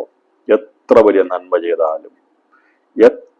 ചെയ്താലും മത്സരിക്കുന്നവർ കുറവ് മാത്രമേ കണ്ടുപിടിക്കുകയുള്ളൂ. എന്നാൽ ലോകത്തിന്റെ ഏറ്റവും വലിയ പ്രശ്നം മത്സരമാണ്. മത്സരികൾ ദോഷമേ കുറവേ കണ്ടുപിടിക്കുകയുള്ളൂ. മത്സരിക്കാത്തവൻ ഒരു നാൾ കുറവ് കണ്ടുപിടിക്കാൻ നോക്കത്തില്ല. ഇന്നത്തെ ഏറ്റവും വലിയ പ്രശ്നവും ഏറ്റവും വലിയ പ്രതിസന്ധിയും കുറവുകളെ കണ്ടുപിടിച്ച് മത്സരിക്കുന്നത് കൊണ്ടാണ്. കുടുംബങ്ങളിലെയും സഭകളിലെയും എല്ലാ പ്രശ്നങ്ങളും നാം എടുത്തു കഴിഞ്ഞാൽ കുറവുകളെ കണ്ടുപിടിക്കുന്നത് മത്സരിക്കാൻ വേണ്ടിയാ. യേശുവിനോട് മത്സരിക്കുന്ന പരീശന്മാർ ഇവനെ സൗഖ്യമാക്കിയത് കണ്ടപ്പോൾ ഇവന്റെ കണ്ണ് തുറന്ന് അവരെ ദർശിച്ച് സന്തോഷത്തിന് മുഖത്തോട് നിൽക്കുന്ന അവനെ അല്ല അവർ കണ്ടത്. സൗഖ്യമാക്കി യേശുവിന്റെ കുറവിനെയാണ് അവർ നോക്കിയത്. ഇവർ പറഞ്ഞെന്താ ചെന്നറിയാമോ?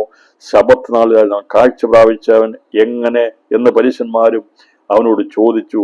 യേശു അവരോട്, അവൻ എന്റെ കണ്ണിന്മേൽ ചേറു തേച്ചു, ഞാൻ കഴുകി കാഴ്ച പ്രാപിച്ചിരിക്കുന്നു എന്ന് പറഞ്ഞു. പരീശന്മാർ ചിലർ ഈ മനുഷ്യൻ ശബത്ത് പ്രമാണിക്കുകൊണ്ട് ദൈവത്തിന്റെ അടുക്കൽ നിന്ന് വന്നവനല്ല എന്ന് പറഞ്ഞു. ഇവ പറഞ്ഞു, ഇവനെ ദൈവം അയച്ചവനല്ല. ദൈവം അയച്ചവനാണെങ്കിൽ ആദ്യമായി ശബത്ത് പ്രമാണിക്കുമായിരുന്നു. അപ്പോൾ ദൈവം അയക്കപ്പെട്ടെന്ന് അർത്ഥമുള്ള ശിലോം കുളത്തിന്റെ പേര് പറഞ്ഞപ്പോൾ ഇവർക്ക് മനസ്സിലായി. ശിലോം കുളത്തിൽ പോയാൽ കഴിയെന്ന് പറഞ്ഞപ്പോൾ ദൈവം അയച്ചവനാണെങ്കിൽ ശബത്ത് പ്രമാണിക്കുമായിരുന്നു. അതുകൊണ്ട് നീ കാഴ്ച പ്രാപിച്ചത് ശരിയാ, പക്ഷേ ഇവൻ പാപിയായ ഒരു മനുഷ്യൻ എന്നാണ് ഇവർ പറഞ്ഞത്. ഞാനതേക്കുറിച്ച് ദീർഘമായിട്ട് പോകുന്നില്ല. ഇവർക്ക് മനസ്സിലായി അയക്കപ്പെട്ടവന്റെ അർത്ഥം. ഈ അത്ഭുതം നടന്നപ്പോൾ മനസ്സിലായി, ദൈവത്താൽ അയക്കപ്പെട്ടവനെ അത്ഭുതം ചെയ്യാൻ പറ്റുള്ളൂ. പക്ഷേ എല്ലാം കൂടെ പൊരുത്തപ്പെട്ടു പോകുന്നില്ലല്ലോ. അതുകൊണ്ട് ഇവർ വിധിച്ചു, ഇവൻ ദൈവത്തിൽ നിന്ന് വന്നവനല്ല. ദൈവം അയച്ചവനാണെങ്കിൽ, ദൈവത്തിന്റെ അടുക്കിൽ നിന്ന് വന്നവനാണെങ്കിൽ ദൈവം പറഞ്ഞെല്ലാം ചെയ്യണ്ടേ. അപ്പോൾ ഇവർക്ക്, ഈ പരീശന്മാർക്ക് പ്രധാനമായിട്ടുള്ളത് ദൈവപ്രവൃത്തിയല്ല. അവര് യഥാർത്ഥത്തിൽ നോക്കിയത് ശബത്തിനെയാണ് നോക്കിക്കൊണ്ടിരുന്നത്. എന്നാൽ യേശു എന്തിനാ ശബത്തിനെ കൊടുത്തെന്നുള്ളത് അർത്ഥം ഇവർക്ക് അറിയത്തില്ല. ശുദ്ധമാക്കുന്നവനാണ് ശബത്തിനെ ദൈവം തന്നിരുന്നത്. ശുദ്ധമാക്കുന്നവൻ വേണ്ടി, നമ്മളെ ശുദ്ധീകരിക്കാനുള്ളതിന് വേണ്ടിയാണ് ശബത്ത് പഴയ നിയമത്തിൽ നൽകിയിരുന്നത്. അപ്പോൾ അങ്ങനെ അവനെ കൊണ്ടുവന്നപ്പോൾ ഇവന്റെ അടുത്ത് ഇവന് ചോദ്യങ്ങളുമായിട്ട് നിൽക്കുക. ഇവനോട് മാത്രമല്ല, ഇവർക്ക് വിശ്വസിക്കാൻ കഴിഞ്ഞില്ല.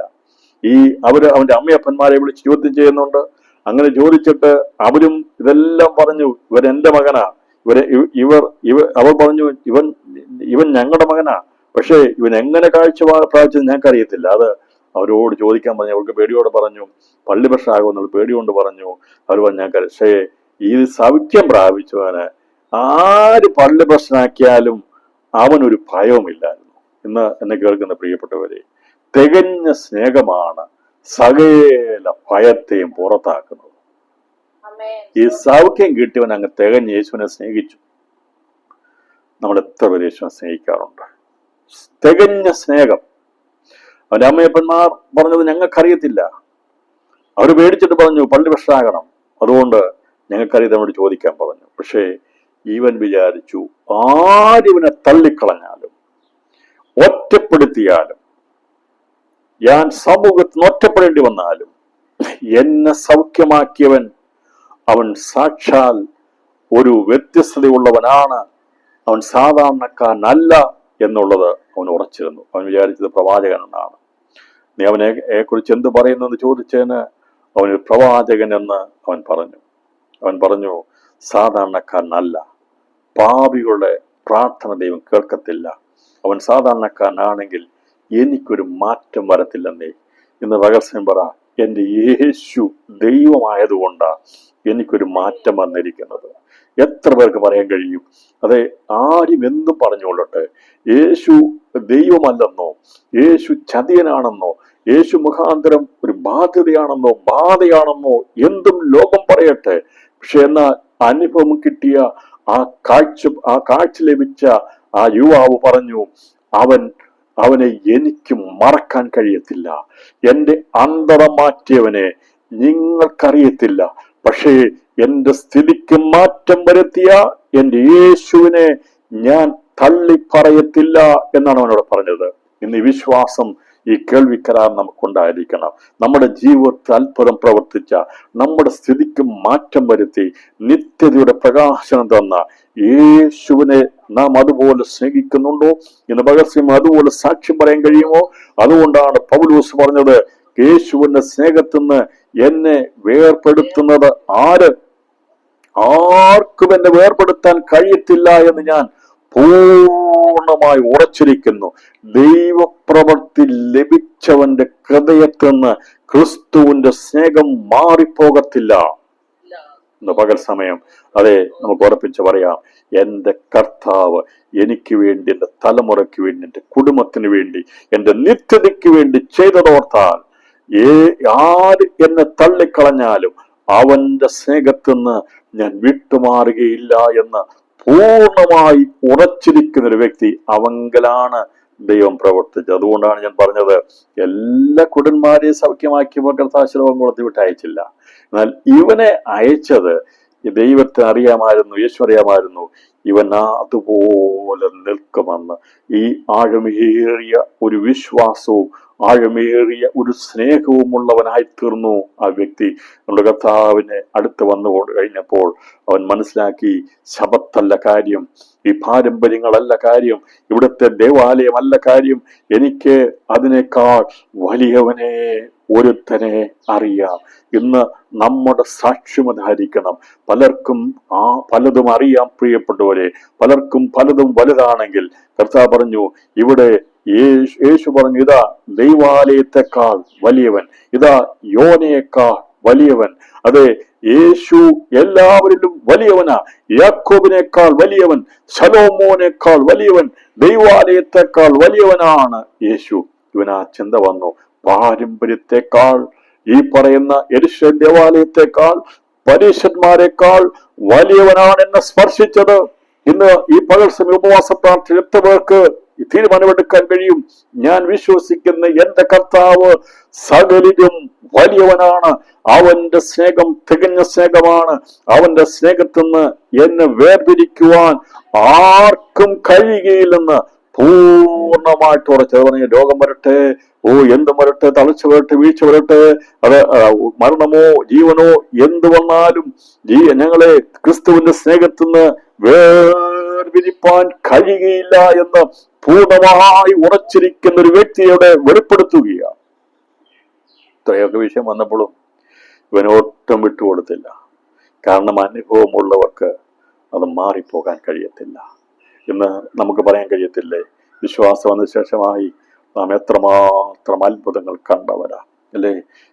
ഞാൻ പറഞ്ഞല്ലോ, പഴയ നിയമ വിശ്വാസികൾ, പഴയ നിയമത്തിൽ ഇസ്രായേൽ പാരമ്പര്യത്തിൽ ഒരുപാട് കാര്യങ്ങൾ നമ്മൾ അങ്ങനെയുള്ളതൊന്നും കണ്ടില്ലെങ്കിലും എന്നെ ഇത്രത്തോളം കൊണ്ടുവന്നത്, ഞാൻ ഇത്രയുമായി തീർന്നത്, എൻ്റെ തലമുറ എത്രത്തോളമായത് എൻ്റെ കർത്താവേ അങ്ങയുടെ പ്രവൃത്തിയാണ്. അത് മാത്രമല്ല, അങ്ങ് തന്നിരിക്കുന്ന പ്രത്യാശ, അങ്ങയോടുകൂടെ നിത്യം വാഴുവാൻ, അങ്ങയുടെ കൂടെ ഇരിക്കുവാനുള്ള വലിയ വാക്തത്വത്തെ തന്ന ദൈവമേ, അങ്ങ് എത്രമാത്രം വലിയ വാക്തത്വമാണ് ഞങ്ങൾക്ക് തന്നിരിക്കുന്നത്. അതുകൊണ്ട് അങ്ങയെ പൂർണ്ണമായും സ്നേഹിക്കുന്നു എന്നുള്ള തീരുമാനമെടുക്കുവാൻ ഉപവാസ പ്രാർത്ഥന ഇടയായിത്തരട്ടെ. അവന്റെ പ്രശ്നങ്ങളും പ്രതിബന്ധങ്ങളും ഒക്കെ കടന്നു വന്നപ്പോഴും ഇവനെ പരീശന്മാർ പഠിപ്പിക്കുകയാണ്. അതുകൊണ്ട് പറയുകയാണ്, ദൈവത്തിന് മഹത്വം കൊടുക്കുക, ആ മനുഷ്യൻ പാപി എന്ന് ഞങ്ങൾ അറിയുന്നു എന്ന് പറഞ്ഞു. ഇവിടെ പറഞ്ഞു, നീ കണ്ണിന് കാഴ്ച കിട്ടി, അത് നല്ല കാര്യമാണ്. ആ ദൈവത്തിന്റെ ആലയത്തിൽ പോയി അവിടെ പോയി ദൈവത്തിന് മഹത്വം കൊടുക്കുക. നീ അത് ചെയ്തോ, നീ ആരാധിച്ചോ, നിനക്കിപ്പം ഇതിനകത്ത് കയറാനുള്ള സ്വാതന്ത്ര്യം ഞങ്ങൾ അനുവദിച്ചിരിക്കുക. നീ കുരുടനായതുകൊണ്ട് പറ്റത്തില്ലായിരുന്നു, പക്ഷേ ഇനി ഞങ്ങൾ അനുവദിച്ചിരിക്കുക, നിനക്ക് ദൈവത്തിന് മഹത്വം കൊടുക്കാം. പക്ഷേ നിന്നെ സൗഖ്യമാക്കി എന്ന് പറയുന്നവൻ ഭാവിയാണ്. കാരണം ഈ ദൈവത്തിന്റെ ഇവിടെ ഇരിക്കുന്ന ആലയത്തെക്കാൾ, ഇത് പണിയാൻ പറഞ്ഞ ദൈവത്തെക്കാൾ വലിയവനല്ലവൻ എന്നാണ് പറഞ്ഞത്. നീ ദൈവത്തിന് മഹത്വം കൊടുക്കുക, നിന്നെ സൗഖ്യമാക്കി എന്ന് പറയുന്ന ആൾ ആരാണ്? അവൻ ഭാവിയാണ്. അതുകൊണ്ട് നിനക്ക് കാഴ്ച കിട്ടി, നീ പറയുന്നത് ശരിയാണെങ്കിൽ ദൈവത്തിന് മഹത്വം കൊടുക്കുക എന്നാണ്. മനുഷ്യൻ പാവി എന്ന് ഞങ്ങൾ അറിയുന്നത് പറഞ്ഞു.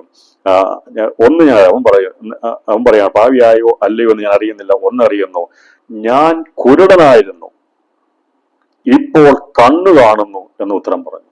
അവൻ പറഞ്ഞു, അവൻ പാവിയാണെന്നോ അവൻ ആരാണെന്നോ എനിക്കറിയത്തില്ല, പക്ഷേ എനിക്കൊന്നറിയാം, ഞാൻ കുരുടനായിരുന്നു, ഇപ്പോൾ കണ്ണു കാണുന്നു. ഏത് ആള് ചോദിച്ചാലും അവൻ ഉത്തരം കൃത്യമായിട്ട് പറഞ്ഞു. നിങ്ങൾ എന്തും വിധിച്ചു, ഇതുവരെ എന്നെയാണ് നിങ്ങൾ വിധിച്ചുകൊണ്ടിരുന്നത്, ഞാൻ പാവിയാണെന്നും പാവത്തിൽ ജനിച്ചവനാണെന്നും അത് എന്റെ മാതാപിതാക്കൾ പാവികളാണെന്നും ഒക്കെ വിധിച്ചതാ.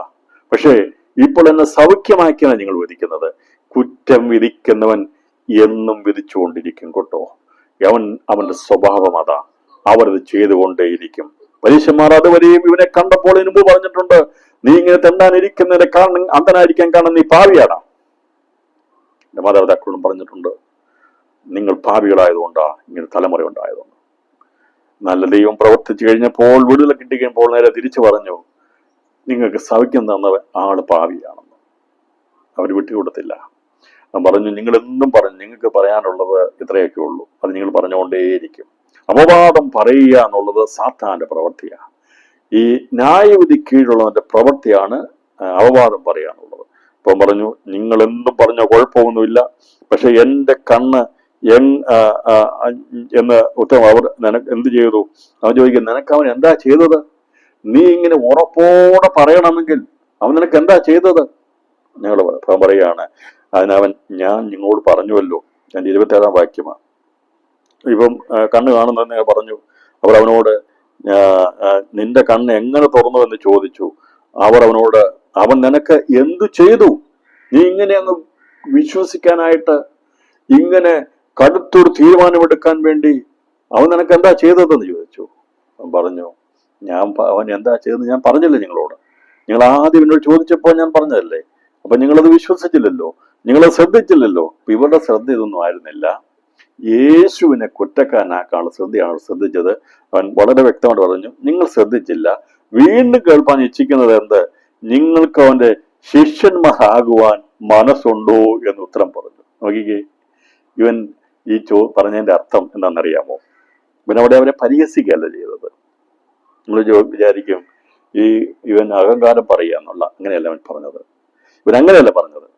നമ്മളൊരു പക്ഷെ വായിച്ചു നോക്കുമ്പോൾ അവരെ പരിഹസിച്ചായിട്ട് ചിന്തിക്കുകയുള്ളൂ. പക്ഷെ ഇതിന്റെ യഥാർത്ഥമായ അർത്ഥം ഞാൻ പറഞ്ഞുതരാം എന്നെന്താണെന്നുള്ളത്. ഞാൻ നിങ്ങളോട് പറഞ്ഞുവല്ലോ, നിങ്ങൾ ശ്രദ്ധിച്ചില്ല. വീണ്ടും കേൾപ്പാൻ ഇച്ഛിക്കുന്നത് എന്ത്? നിങ്ങൾക്ക് അവന്റെ ശിഷ്യന്മാരാകുവാൻ മനസ്സുണ്ടോ എന്ന് ഉത്തരം പറഞ്ഞു. ഇവിടെ അഹങ്കാരം പറഞ്ഞതല്ല കേട്ടോ. യേശുവിന് അടുക്കൽ വന്ന ഒരിത്തിരി അഹങ്കാരം പറയത്തില്ല. വായിച്ചു കഴിയുമ്പോൾ നമ്മൾ വിചാരിക്കും പറഞ്ഞത് കണ്ണ് കാഴ്ച കിട്ടിയപ്പോൾ പിന്നെ അഹങ്കാരം പറഞ്ഞ അല്ല. പിന്നെ അഹങ്കാരം പറഞ്ഞാൽ ഇവൻ പറഞ്ഞത്, ഞാൻ യേശുവിന്റെ ശിഷ്യനായി തീർന്നു എന്നാണ്. മനസ്സിലായോ? ഈ പ്രവൃത്തി മുഖാന്തരമായിട്ട് എന്റെ എല്ലാ പാരമ്പര്യങ്ങളെയും ഞാൻ വിട്ടു. ഞാൻ അവന്റെ ശിഷ്യനാണ്. മനസ്സിലായോ? അവൻ താഴ്മയോടെ പറയുക, ഞാൻ യേശുവിന്റെ ശിഷ്യൻ.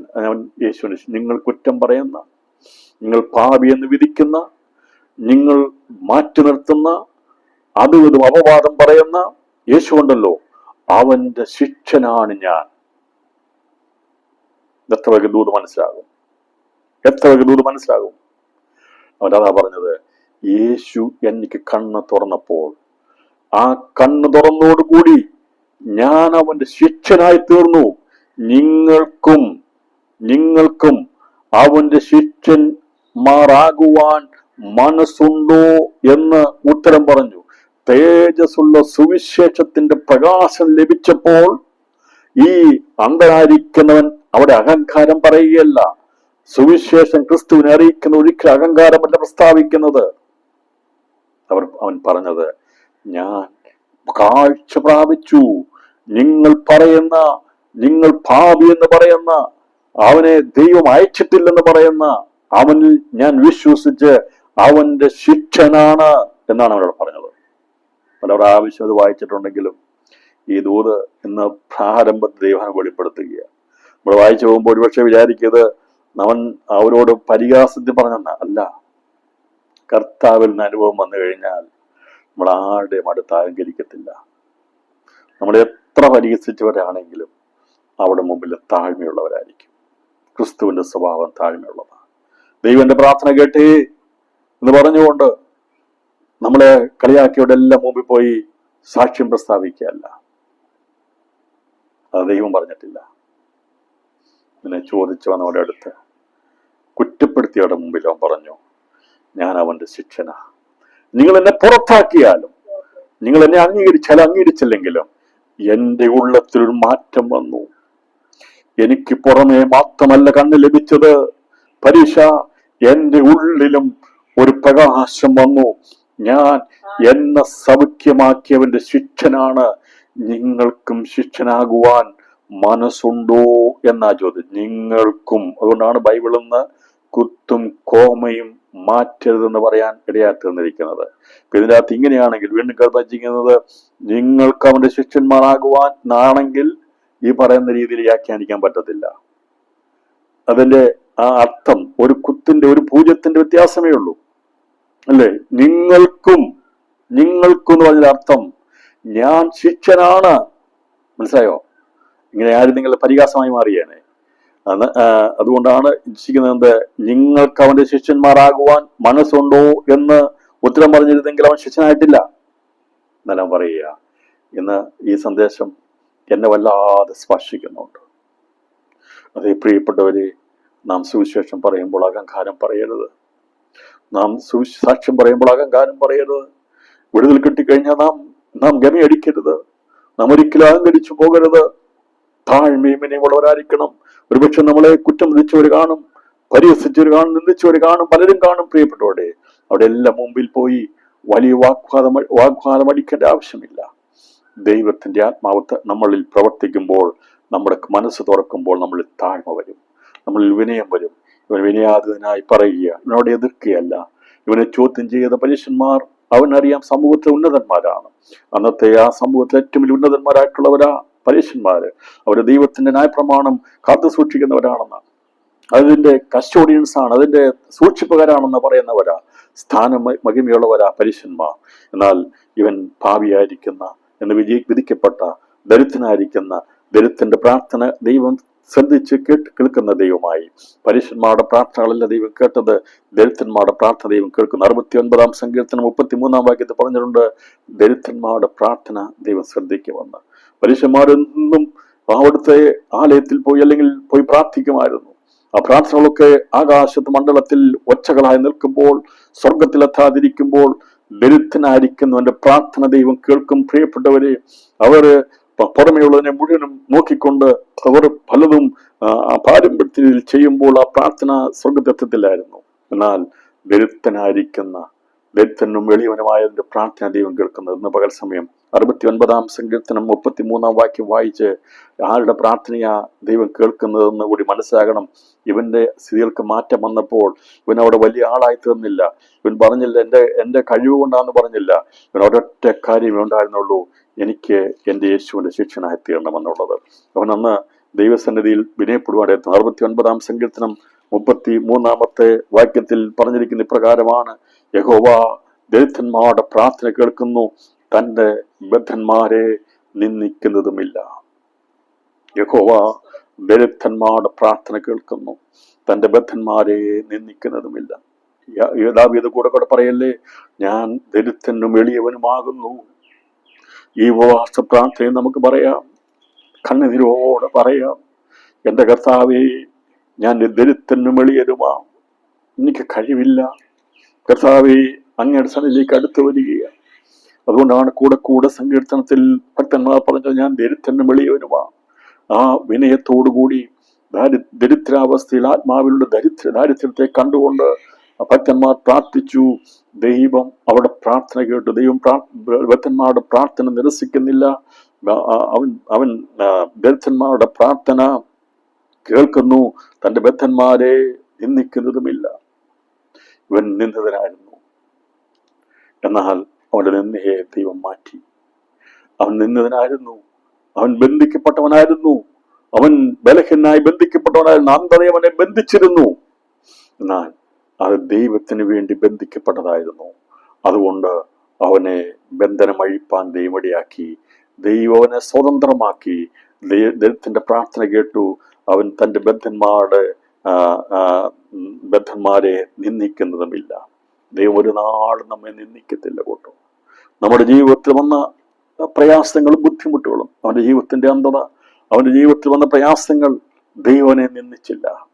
ദൈവനെ കണ്ടപ്പോൾ പറഞ്ഞു, ഇത് ദൈവത്തിന്റെ മഹത്വം വെളിപ്പെടുത്താൻ വേണ്ടി ഇവൻ കാഴ്ചയില്ലാത്തതെന്ന്. ഈ 40 വർഷം ഇവൻ സഹിച്ചത് മുഴുവനും എന്റെ പ്രവൃത്തി വെളിപ്പെടാൻ വേണ്ടിയാ. ഇന്ന് പകർച്ചൻ ദൈവാത്മാവ് ചിലരോട് ദൂത് പറയുക. ചില വർഷങ്ങളായി ഞാനും നിങ്ങളും സഹിക്കുന്ന ചില വിഷയങ്ങളുണ്ടല്ലോ, ദൈവത്തിന്റെ മഹത്വം വെളിപ്പെടാൻ വേണ്ടിയാ. ദൈവം പറഞ്ഞു, 40 വർഷം ഇവൻ ഇങ്ങനെ ബന്ധിക്കപ്പെട്ടവനായി കണ്ണു കാണാതിരുന്നത് ഐക്യപ്പെട്ടവനായിരിക്കുന്ന ഞാൻ വന്ന് ഇവനെ സൗഖ്യമാക്കാൻ വേണ്ടിയാ. ഇവൻ അങ്ങനെ ഇരുന്നത്, അവൻ ദരിദ്രനായി തീർന്നത്, പ്രാർത്ഥിച്ചുകൊണ്ടിരുന്നത്. പരീശന്മാരെ, നിങ്ങൾക്ക് മനസ്സിലാകത്തില്ല. ദരിദ്രന്റെ പ്രാർത്ഥന ദൈവം കേൾക്കും. അവന് തന്റെ ബദ്ധന്മാരെ അവൻ നിന്ദിക്കുന്നതുമില്ല. ഇപ്പൊ യേശു സൗഖ്യമാക്കിയവൻ, അവൻ ചോദിക്കുക, ഞാൻ അവന്റെ ശിഷ്യനായി തീർന്നു, നിങ്ങൾക്കും അവന്റെ ശിഷ്യരായി തീരുവാൻ മനസ്സുണ്ടോ എന്ന് ഉത്തരം പറഞ്ഞ. അതിന്റെ അർത്ഥം എത്രയേ ഉള്ളൂ, ആ തേജസ്സുള്ള സുവിശേഷം എന്നെ സന്ദർശിച്ചു കൊട്ടോ. എന്റെ ഇരുൾ മാറി, എനിക്ക് കാഴ്ച കിട്ടി. അവൻ ചേറ് തേച്ചപ്പോൾ എൻ്റെ പുറമെയുള്ള കണ്ണുകൾക്ക് മാറ്റം വന്നു. പക്ഷേ എൻ്റെ ഉള്ളിൽ ഒരു ശക്തി വ്യാപരിക്കുന്നുണ്ട്. അവന്റെ കരം തൊട്ടതുകൊണ്ട് എൻ്റെ ഉള്ളിൽ ഒരു ശക്തി വ്യാപരിക്കുന്നുണ്ട്. അത് എന്നെ അവനെ ശിക്ഷനാക്കാൻ വേണ്ടി അത് മാറ്റി തീർത്തിരിക്കുക. ഇനി ആര് എന്തു പറഞ്ഞാലും ഞാൻ അവന്റെ ശിക്ഷനാ, ഞാൻ അവന്റെ അടിമയാ, ഞാൻ അവനെ മാത്രമേ അനുഗമിക്കുകയുള്ളൂ എന്നുള്ള തീർച്ചയാണ് അവനോട് പ്രഖ്യാപിച്ചത്. ഇത് പകൽ സമയം സന്ദേശം കേൾക്കുമ്പോൾ അത് നമ്മുടെ ജീവിതത്തിലും പറയണം.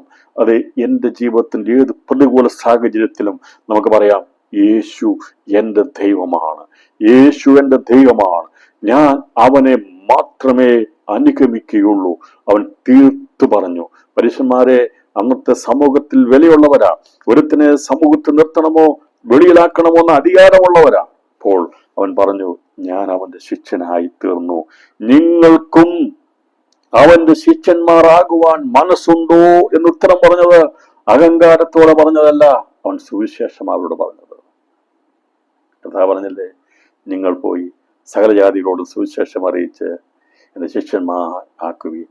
ഈ കമ്മീഷനിങ് അന്ന് കർത്താവ് കൊടുത്തപ്പോൾ അത് പിന്നീടാ കൊടുക്കുന്നെങ്കിലും ഇവനവിടെ പരോക്ഷമായിട്ട് സുവിശേഷം അറിയിക്കുക, നിങ്ങൾക്കും അവന്റെ ശിഷ്യന്മാരാകണമോ, നിങ്ങൾക്കും കാഴ്ച കിട്ടണമോ, യേശു അടുത്ത് വന്നാൽ കാഴ്ച ലഭിക്കും കേട്ടോ. എൻ്റെ പുറമെയുള്ള കാഴ്ച മാത്രമല്ല കിട്ടിയത്, എൻ്റെ അകത്തും കൂടി ഒരു പ്രകാശനം വന്നേ, അതുകൊണ്ട് ഞാൻ അവന്റെ ശിഷ്യനാ എന്ന് പറഞ്ഞു. അപ്പൊ ഇവന് അവനെ ശകാരിച്ചു. വിചാരിച്ചു ഇവൻ അവരെ പരിഹസിക്കാന്ന് വിചാരിച്ചത്. അവർ അവനെ വഴക്ക് പറഞ്ഞു, ശകാരിച്ചു. അധികാരമുള്ളവരാ, ശകാരിച്ചു. നീ അവന്റെ ശിഷ്യൻ, ഞങ്ങൾ മോശയുടെ ശിഷ്യന്മാർ. ഇവർ പറഞ്ഞു, നീ പറഞ്ഞത് അർത്ഥം ഞങ്ങൾക്ക് മനസ്സിലായി, നീ അവന്റെ ശിഷ്യനായി തീർന്നത് ഞങ്ങൾക്കറിയാം. പക്ഷെ ഞങ്ങളുണ്ടല്ലോ, നീ പറഞ്ഞതുപോലെ അവന്റെ ശിഷ്യനല്ല. അവൻ കണ്ണു തുറന്നാലും വേണ്ടില്ല, ഉയർത്തെഴുന്നേൽപ്പിച്ചാലും കുഴപ്പമില്ല, അവൻ എന്ത് ചെയ്താലും കുഴപ്പമില്ല. ഞങ്ങൾക്കൊരു പാരമ്പര്യമുണ്ട്, ഞങ്ങൾക്കൊരു പ്രമാണമുണ്ട്, അത് വിട്ട് ഞങ്ങൾ മാറത്തില്ല എന്നാണ് അവരവനെ ശകാരിച്ചത്. ഇന്നും പാരമ്പര്യം പറയുന്നവരത് പറയും. നമ്മൾ സാക്ഷ്യം പറയുമ്പോൾ ദൈവം എന്നെ വിടിവിച്ചെന്റെ പാപം ക്ഷമിച്ചു, എനിക്ക് അന്ധതമസ്സെന്ന് വെളിച്ചത്തെങ്കിലേക്ക് വന്നതൊക്കെ പറയുമ്പോൾ ഈ പറയുന്ന അന്നത്തെ പരീശന്മാർ ശകാരിച്ചതുപോലെ ശകാരിക്കും കേട്ടോ. അവർ ശകാരിച്ചോട്ട്, അത് അവരുടെ ജോലിയാണ്, അവർ ചെയ്തോട്ട്. ഇവനോ മോശയുടെ ശിഷ്യന്മാർ മോശയോട് ദൈവം സംസാരിച്ചു എന്ന് ഞങ്ങൾ അറിയുന്നു. പറഞ്ഞു, നിനക്കറിയാമോ എവിടുന്നോ വന്ന നസ്രയനായിരിക്കുന്ന യേശു ഒരു പ്രവൃത്തി ചെയ്തെന്ന് കണ്ടുകൊണ്ട് നീ അവന്റെ ശിഷ്യൻ പെട്ടെന്നായി. പക്ഷേ ഞങ്ങൾ അങ്ങനെ വേഗത്തിൽ ശിഷ്യന്മാരാകുന്നതല്ല. ഞങ്ങൾ വർഷങ്ങൾ പഠിച്ച് മനസ്സിലാക്കി കാര്യങ്ങളൊക്കെ ഗൗനിച്ച് എന്താണെന്ന് മനസ്സിലാക്കി മോശയോട് സംസാരിച്ച ദൈവമുണ്ടെന്നും മോശയോട് ശിഷ്യന്മാരാണെന്നും പറഞ്ഞു. നമ്മൾ പെട്ടെന്ന് അത് സ്നാനപ്പെട്ട് ദൈവവിലേക്ക് എത്തിയെന്നൊക്കെ പറഞ്ഞു കഴിഞ്ഞാൽ പറയും അവര് തെറ്റിപ്പോയെന്ന് പറയും. പ്രിയപ്പെട്ടവരെ, എന്ന പകൽ സമയം ഈ ശിഷ്യനാകാൻ വേണ്ടി ഇവന് ചില മണിക്കൂർ മാത്രമേ എടുത്തുള്ളൂ. അധിക സമയമൊന്നും വേണ്ട യേശുവിന്റെ ശിഷ്യനായി തീരാൻ കൊണ്ടു. നീ 5 വർഷവും 10 വർഷവും പഠിക്കണ്ട, നീ നീ നീ നോക്കി നടക്കണ്ട, നീ അന്വേഷിച്ച് നടക്കണ്ട. ഇവൻ യേശുവിന്റെ ശിഷ്യനായി തീർന്നത് ചുരുക്കം ചില മണിക്കൂറുകൾ മാത്രം കൊണ്ട് യേശുവിന്റെ ശിഷ്യനായി തീരുവാനുള്ള ഭാഗ്യം ലഭിച്ച വ്യക്തിയാണ് ആ പിറവിയിലേക്ക് ഉടനായിരിക്കുന്ന മനുഷ്യൻ. ഒരു പറയാ നീ അവന്റെ ശിഷ്യനാ. പക്ഷെ ഞങ്ങൾ മോശയുടെ ശിഷ്യന്മാരാ. മോശയോട് ദൈവം സംസാരിച്ചു എന്ന് ഞങ്ങൾ അറിയുന്നു, ഇവനോ എവിടെ നിന്ന് എന്ന് അറിയുന്നില്ല എന്ന് പറഞ്ഞു.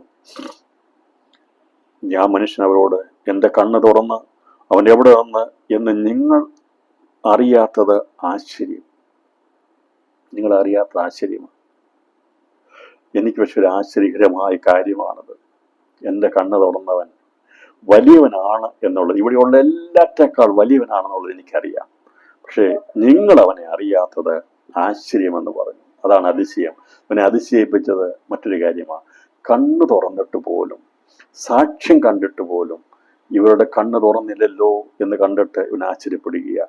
കണ്ണ് തുറക്കപ്പെടുന്നവരുടെ ജീവിതത്തിന്റെ ചോദ്യം ഇതാ, ദൈവം ഇത്രയും സ്നേഹിച്ചിട്ടും ഇത്രയും ചെയ്തിട്ടും മനുഷ്യന്റെ കണ്ണ് തുറക്കുന്നില്ലല്ലോ എന്നോർക്കുമ്പോൾ ആശ്ചര്യമുണ്ടാകും. പറയാണ് നിങ്ങൾ അവൻ എവിടെ നിന്ന് എന്ന് നിങ്ങൾ അറിയാത്തത് ആശ്ചര്യപ്പെടുകയാണ്. അവൻ എവിടെ നിന്ന് നിങ്ങൾ അറിയാത്തതിൽ ആശ്ചര്യം. പാവികളുടെ പ്രാർത്ഥന ദൈവം കേൾക്കുന്നില്ല എന്നും ദൈവഭക്തനായിരുന്ന അവന്റെ ഇഷ്ടം ചെയ്യുന്നവന്റെ പ്രാർത്ഥന കേൾക്കുന്നുവെന്നും നാം അറിയുന്നത് പറഞ്ഞു. നമ്മൾ അങ്ങനെയല്ലേ പഠിച്ചിട്ടുള്ളത്? ദൈവഭക്തനായിരുന്ന അവന്റെ ഇഷ്ടം ചെയ്യുന്നവന്റെ പ്രാർത്ഥന കേൾക്കുന്നത് കേട്ടിട്ടില്ലേ? അങ്ങനെയാണെങ്കിൽ എന്നെ സൗഖ്യമാക്കുവാൻ പ്രാർത്ഥിച്ചിട്ടുണ്ടല്ലോ, അല്ലെങ്കിൽ ചെയ്തിട്ടുണ്ടല്ലോ. അപ്പോൾ ആ പ്രാർത്ഥന കേട്ടിട്ടല്ലേ കണ്ണു തുറന്നത്? അങ്ങനെയാണെങ്കിൽ നിശ്ചയമായിട്ടും ഇവൻ ആരാകുന്നു എന്നുള്ളത് നിങ്ങൾക്കറിയത്തില്ലേ എന്ന് ചോദിക്കുകയാണ്. എന്നും പറഞ്ഞു, കുരുടനായി പിറന്നവന്റെ കണ്ണ് തുറന്ന പ്രകാരം ലോകം ഉണ്ടായത് മുതൽ കേട്ടിട്ടില്ല. ദൈവത്തിന്റെ അടുക്കൽ നിന്ന് വന്നവൻ അല്ലെങ്കിൽ അവന് ഒന്നും ചെയ്യുവാൻ കഴിയുകയില്ല എന്ന് ഉത്തരം തീർത്തു പറഞ്ഞു. ശിലോകോം കുളത്തിലേക്ക് എന്നെ അയച്ചവൻ, അയക്കപ്പെട്ടവൻ അർത്ഥമുള്ള ആ ശിലോകോളത്തിലേക്ക് എന്നെ അയച്ചവൻ അവൻ ദൈവത്താൽ അയക്കപ്പെട്ടവനാ. അവൻ ഉറപ്പിച്ചു പറഞ്ഞു, ദൈവത്താൽ അയക്കപ്പെട്ടവനാ. ഇവിടെ കിടക്കുന്ന യെരൂശലേം ദേവാലയത്തിലെ ശിലോകോം കുളമില്ലേ, അതിന്റെ പേര് അയക്കപ്പെട്ടവനെന്നല്ലേ? ആ പേരിന്റെ അർത്ഥമുണ്ട് അയക്കപ്പെട്ടവനെന്ന്. അത് നിങ്ങൾക്കറിയത്തില്ല. അതെന്നും നിങ്ങൾക്ക് ഒരു പേര് പോലെ കിടക്കും, ശിലോകോം എന്ന പേര് അയക്കപ്പെട്ടവനെന്ന. പക്ഷെ എന്നാൽ എനിക്ക് ആ കുളം ഒരു പേരല്ല, അതെന്റെ ജീവിതത്തിന്റെ പൊരുളായി മാറിയതാ. ദൈവത്തിൽ നിന്ന് വന്നവൻ എന്നെ അയച്ചതുകൊണ്ട് ഞാൻ അവിടെ പോയി കഴുകിയപ്പോൾ ആ കുളത്തിന്റെ പേര് പോലെ എന്റെ ജീവിതത്തിൽ മാറ്റം വന്നു. അയക്കപ്പെട്ടവൻ എന്നെ അയക്കപ്പെട്ടവൻ അർത്ഥമുള്ള ശിലോകം കുളത്തിൽ അയച്ചപ്പോൾ എന്റെ ജീവിതത്തിൽ മാറ്റം വന്നെന്ന്, അതെന്നെ മാറ്റി, എന്നെ ഒരു വ്യത്യസ്ത മനുഷ്യനാക്കി, എന്നെ സ്വതന്ത്രമാക്കി, എന്റെ ബന്ധനം അഴിച്ചെന്ന് അവൻ വിളിച്ചു പറഞ്ഞു. അവൻ ദൈവത്തിൽ നിന്ന് വന്നവനാ, അല്ലെങ്കിൽ അവനൊന്നും ചെയ്യാൻ കഴിയത്തില്ല. ഇവരുടെ 2 ചോദ്യങ്ങൾക്കും ഉത്തരം കൊടുത്തു. അവൻ പറഞ്ഞു, യേശു ദൈവത്തിന്റെ അടുക്കൽ നിന്ന് വന്ന ദൈവപുത്രനാണ്. 2, അവൻ പറഞ്ഞത് അവൻ ദൈവത്തിന് അടുക്കൽ വന്നവനാണ്, അവൻ വിശുദ്ധനാണ്, നീതിമാനാണ്, പ്രവാചകനാണെന്ന് സാക്ഷ്യം പറഞ്ഞു. 2 പറഞ്ഞു, ഞാൻ അവന്റെ ശിഷ്യനുമായി. നീ അവൻ ആരും ആയിക്കൊള്ളട്ടെ, യഹൂദാജാതി നിനക്കിഷ്ടമല്ലെങ്കിൽ പോലും ഞാൻ അവന്റെ ശിഷ്യനാ. അത് തീരുമാനം എടുത്തതാണ്, ഒരു മാറ്റവുമില്ല. ഇനി അവൻ ഒരുപക്ഷെ പറഞ്ഞു കാണും, എന്റെ കണ്ണിന്റെ കാഴ്ച പോയാൽ പോലും ഞാൻ യേശുവിന്റെ ശിഷ്യനാണെന്ന് പറയും. പ്രിയപ്പെട്ടവരെ, തീരുമാനമെടുക്കുന്നവൻ തീരുമാനത്തിന്റെ ഉടമസ്ഥനെ അറിഞ്ഞിരിക്കും. അപ്പോൾ പറയുകയാണ്, അവനൊന്നും ചെയ്യാൻ കഴിയില്ലെന്ന് പറഞ്ഞു. നീ മുഴുവനും പാപത്തിൽ പിറന്നവൻ, നീ ഞങ്ങളെ ഉപദേശിക്കുന്നുവോ എന്ന് പറഞ്ഞ് അവനെ പുറത്താക്കി കളഞ്ഞു. ഇതാണ് സംഭവിക്കുന്നത്. അവനറിയാമോ ഇത്രേ സംഭവിക്കുള്ളൂ എന്നുള്ളത്. കാഴ്ചപ്പാട് കിട്ടിക്കഴിഞ്ഞാൽ നിന്നെ പുറത്താക്കും, പിന്നെ പഴയതിനകത്ത് നിൽക്കാൻ പറ്റത്തില്ല. പക്ഷേ ഇവരുടെ പഴയ എല്ലാ കാര്യത്തിനും മാറ്റം വന്നു. പിന്നെ അവിടുന്ന് പുറത്താക്കിയപ്പോൾ നഷ്ടം വന്നു. നഷ്ടം വന്നില്ല. പിന്നെ ആകെപ്പാട് ചെയ്തിരുന്നതാണ് അവിടെ നിന്ന് ഭിക്ഷയാചിക്കുകയായിരുന്നു. അവന്റെ സ്ഥിതിക്ക് മാറ്റം വന്നു. ഇവര് പുറത്താക്കിയപ്പോൾ അവൻ ദൈവത്തിന് അടുത്തേക്കാണ് വന്നത്. ഇവര് പുറത്താക്കാൻ വേണ്ടി കർത്താവ് നോക്കിയിരിക്കുകയായിരുന്നു. ദൈവത്തിന് അറിയാമായിരുന്നു സംഭവിക്കുമെന്നുള്ളത്. അതുകൊണ്ടാ ഇവനെ കണ്ടറിഞ്ഞ് യേശു അവനെ സൗഖ്യമാക്കിയത്. യേശു അതുവരെയും അവിടെ അവനെ വെയിറ്റ് ചെയ്ത് നിൽക്കുകയായിരുന്നു. ഇവരുടെ സംഭാഷണം എല്ലാം കഴിഞ്ഞ് അവർ വിധി പ്രഖ്യാപിച്ചു. ഇവനെ സഭയിൽ നിന്ന് പുറത്താക്കിയിരിക്കുന്നു എന്നുള്ള നോട്ടീസ് അവിടെ പ്രസിദ്ധപ്പെടുത്തി അവനെ പുറത്താക്കി കളഞ്ഞു. ഇന്ന് പകൽ സമയം പ്രിയപ്പെട്ടവരെ, ദൈവത്തിന്റെ പ്രവൃത്തി കണ്ട് ദൈവത്തിൽ ആശ്രയിച്ച് ദൈവത്തിൽ നിന്ന് കടന്നു വരുമ്പോൾ പലയിടത്തുനിന്നും പുറത്താക്കി എന്നുള്ള നോട്ടീസ് പ്രസിദ്ധപ്പെടുത്തും. എന്നാൽ ദൈവം അവനെ ചേർക്കുവാൻ വേണ്ടി അവിടെ കാത്തു നിന്നു. അവനെ പുറത്താക്കി എന്ന് യേശു കേട്ടു. അവനെ കണ്ടപ്പോൾ നീ ദൈവത്തിൽ വിശ്വസിക്കുന്നുവോ എന്ന് ചോദിച്ചു. ഇവിടെ അത് അവസാനിപ്പിക്കാൻ പോകുകയാണ്. അവനെ പുറത്താക്കി എന്നുള്ളത് യേശു കേട്ടു. ഈ നടന്ന സംഭവം എല്ലാം പെട്ടെന്ന് അവിടെ വാർത്തയായി. ഇങ്ങനൊരു സംഭവം ഉണ്ടായി. ഈ പരീക്ഷന്മാരുടെ അടുത്ത് അവൻ പോയെന്നും അവനെ അവിടുന്ന് അവര് ശകാരിച്ച് വഴക്ക് പറഞ്ഞ് അവനെ പുറത്താക്കി കളഞ്ഞെന്നും യേശു കേട്ടു. യേശു അവനെ കാത്തിരിക്കുകയായിരുന്നു. നീ വിശ്വസിക്കുമെന്ന് ചോദിച്ചു. അതിനവൻ, യജമാനനെ, അവൻ ആരാകുന്നു, ഞാൻ അവനിൽ വിശ്വസിക്കാം എന്ന് ഉത്തരം പറഞ്ഞു. യേശു അവനോട്, നീ അവനെ കണ്ടിട്ടുണ്ട്, നിന്നോട് സംസാരിക്കുന്നവൻ അവൻ തന്നെ എന്ന് പറഞ്ഞു. സമയം കർത്താവിന് വെളിപ്പെടുത്തി കൊടുത്തു. ദൈവത്തെ സ്നേഹിക്കുന്നവർക്ക് ദൈവം തന്നെത്താൻ വെളിപ്പെടുത്തി കൊടുക്കും. എങ്ങനെയാ ദൈവത്തെ അവൻ സ്നേഹിച്ചെന്ന് മനസ്സിലാക്കിയത്? നമ്മൾ ദൈവത്തിന്റെ വെളിപ്പാടിന് വേണ്ടി കാത്തിരിക്കാറുണ്ട്. ദൈവം പറഞ്ഞു, എന്നെ സ്നേഹിക്കുന്നവന് ഞാൻ എന്നെ തന്നെ വെളിപ്പെടുത്തി കൊടുക്കും. ദൈവത്തിൽ നിന്ന് പ്രവൃത്തി കിട്ടിക്കഴിഞ്ഞപ്പോൾ ഇവൻ ആരെയും ഭയപ്പെട്ടില്ല. ഇവൻ ഉറച്ചു നിന്നു. ദൈവസ്നേഹം തികഞ്ഞ സ്നേഹമുള്ളതുകൊണ്ട് അവന്റെ അടുത്ത് വന്ന് പറഞ്ഞു, നിന്നോട് സംസാരിക്കുന്നവനെ നീ കണ്ടിട്ടുണ്ട്. ആരാണോ നിന്നോട് സംസാരിക്കുന്നത് അവനാകുന്നു ദൈവപുത്രൻ എന്ന് പറഞ്ഞു. യേശു അവനോട്, നീ അവനെ കണ്ടിട്ടുണ്ട്, നിന്നോട് സംസാരിക്കുന്നവൻ അവൻ തന്നെ എന്ന് പറഞ്ഞു. യേശു അവനെ കണ്ടു. എന്നാൽ പിന്നീട് അവനെ പുറത്താക്കി കളഞ്ഞപ്പോൾ അവൻ യേശുവിനെ കണ്ടു. എന്ന പകൽ സമയം അതെ, പാരമ്പര്യത്തിരുന്ന ഭിക്ഷയച്ചുകൊണ്ടിരുന്ന യഹൂദനെന്ന ലേബലുണ്ടായിരുന്ന ആ കുരുടന് അവന് മറ്റാരെയും കാണാൻ കഴിയത്തില്ലായിരുന്നു. എന്നാൽ യേശു അവനെ ആ പാരമ്പര്യത്തിന്റെ ബന്ധനത്തിൽ കണ്ടു കഴിഞ്ഞപ്പോൾ അവനെ പുറത്താക്കിയപ്പോഴാണ് അവൻ യേശുവിനെ കാണുവാനിടയാത്തുന്നത്. അതുപോലെ ദിവസങ്ങളിൽ യേശുവിനെ കണ്ടിട്ടുള്ളവരൊക്കെ പാരമ്പര്യത്തിന്റെ വെളിയിലായിട്ടുണ്ട്. ഒന്നെങ്കിൽ അവരെ പുറത്താക്കും, അല്ലെങ്കിൽ അവർ വെളിയിൽ വരും. ഇന്ന് പകൽ സമയം ഏത് വിധത്തെങ്കിലും പാരമ്പര്യത്തിന്റെ കെട്ടുപാടുകളിൽ നിന്ന് വെളിയിൽ വന്നവർക്കായി ഞാൻ ദൈവത്തിന് സ്തോത്രം ചെയ്യുന്നു.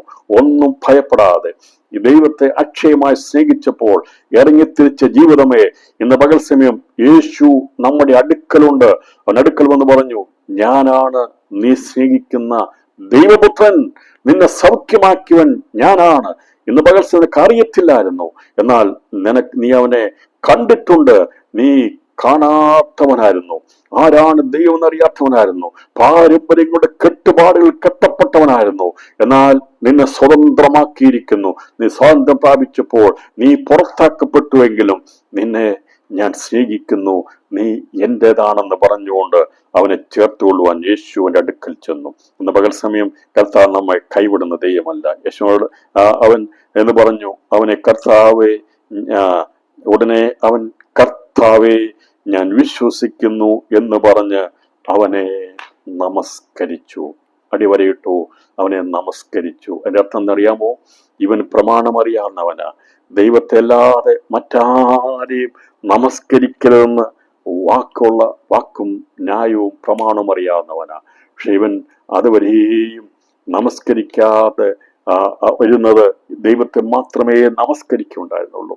എന്നാൽ സാക്ഷാൽ ദൈവപുത്രനാണ്, ദൈവമാണെന്ന് അറിഞ്ഞു കഴിഞ്ഞപ്പോൾ അവൻ നിന്റെ ദൈവമായ കർത്താവിനെ മാത്രമേ നമസ്കരിച്ചാരാധിക്കാവൂ എന്ന വചനപ്രകാരം മറ്റാരെയും ആരാധിക്കാനായിരുന്നില്ല. എന്നാൽ യേശുവിനെ തിരിച്ചറിഞ്ഞു കഴിഞ്ഞപ്പോൾ സത്യത്തിലും ആത്മാവിലും ആരാധിക്കുന്നവനായി കാഴ്ചപ്പാട് ലഭിച്ചവൻ മാറി എന്ന പകൽ സമയം കരമുയർത്തി ദൈവത്തിന് സ്തോത്രം ചെയ്യാം. നമ്മുടെ ആത്മീയ കണ്ണുകൾ തുറക്കപ്പെട്ടതുകൊണ്ട് അതെ അവനെ മാത്രം നമസ്കരിക്കുന്നവരാക്കി തീരുവാൻ, അവനെ ആരാധിക്കുന്നവരായി തീരുവാൻ ദൈവം നമ്മുടെ കണ്ണുകളെ തുറന്നതിനായി ഞാൻ പകൽ സമയം ദൈവത്തിന് സ്തോത്രം ചെയ്യുകയാണ്. അവനെ നമസ്കരിച്ച് അവന്റെ പുറമെയുള്ള കണ്ണ് കാണത്തില്ലായിരുന്നു, എന്നാൽ അവന്റെ കണ്ണ് തുറക്കപ്പെട്ടു കഴിഞ്ഞപ്പോൾ അവൻ പലയിടത്തുനിന്നും പുറത്താക്കപ്പെട്ടെങ്കിലും അവൻ സത്യദൈവത്തെ ആരാധിക്കുന്ന, ദൈവത്തെ മാത്രം നമസ്കരിക്കുന്ന തിരുവാൻ ദൈവം അവന്റെ ഉൾക്കണ്ണുകളെ തുറന്നതുപോലെ ക്രിസ്തുവിന്റെ സുവിശേഷം, തേജസ്സുള്ള സുവിശേഷം അവന്റെ കുരുട്ട് കണ്ണിനെ മാറ്റി വെളിപ്പെടുത്തി ദൈവത്തെ മനസ്സിലാക്കിയെടുത്തതുപോലെ ഈ ദിവസങ്ങളിൽ അനേകരുടെ കണ്ണുകളെ തുറക്കുന്നതിനായി സ്തോത്രം ചെയ്യാം. തേജസ്സിനുള്ള ദൈവത്തിന്റെ സുവിശേഷം മറഞ്ഞിരിക്കുന്നത് നശിച്ചു പോകുന്നവർക്കാ. എന്നാൽ ദൈവകൃപയാൽ നാം രക്ഷിക്കപ്പെടുന്നവരായി തീരുവാൻ നമ്മെ ദൈവം കൊണ്ടുവന്നല്ലോ.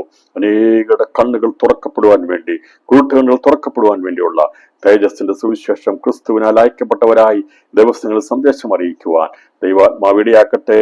ഈ ദിവസങ്ങളിൽ ക്രിസ്തുവിന്റെ അടുക്കൽ വന്നു കഴിഞ്ഞാൽ അവൻ മുഖാന്തരമായി നമ്മുടെ സ്ഥിതികൾക്ക് മാറ്റം വരും.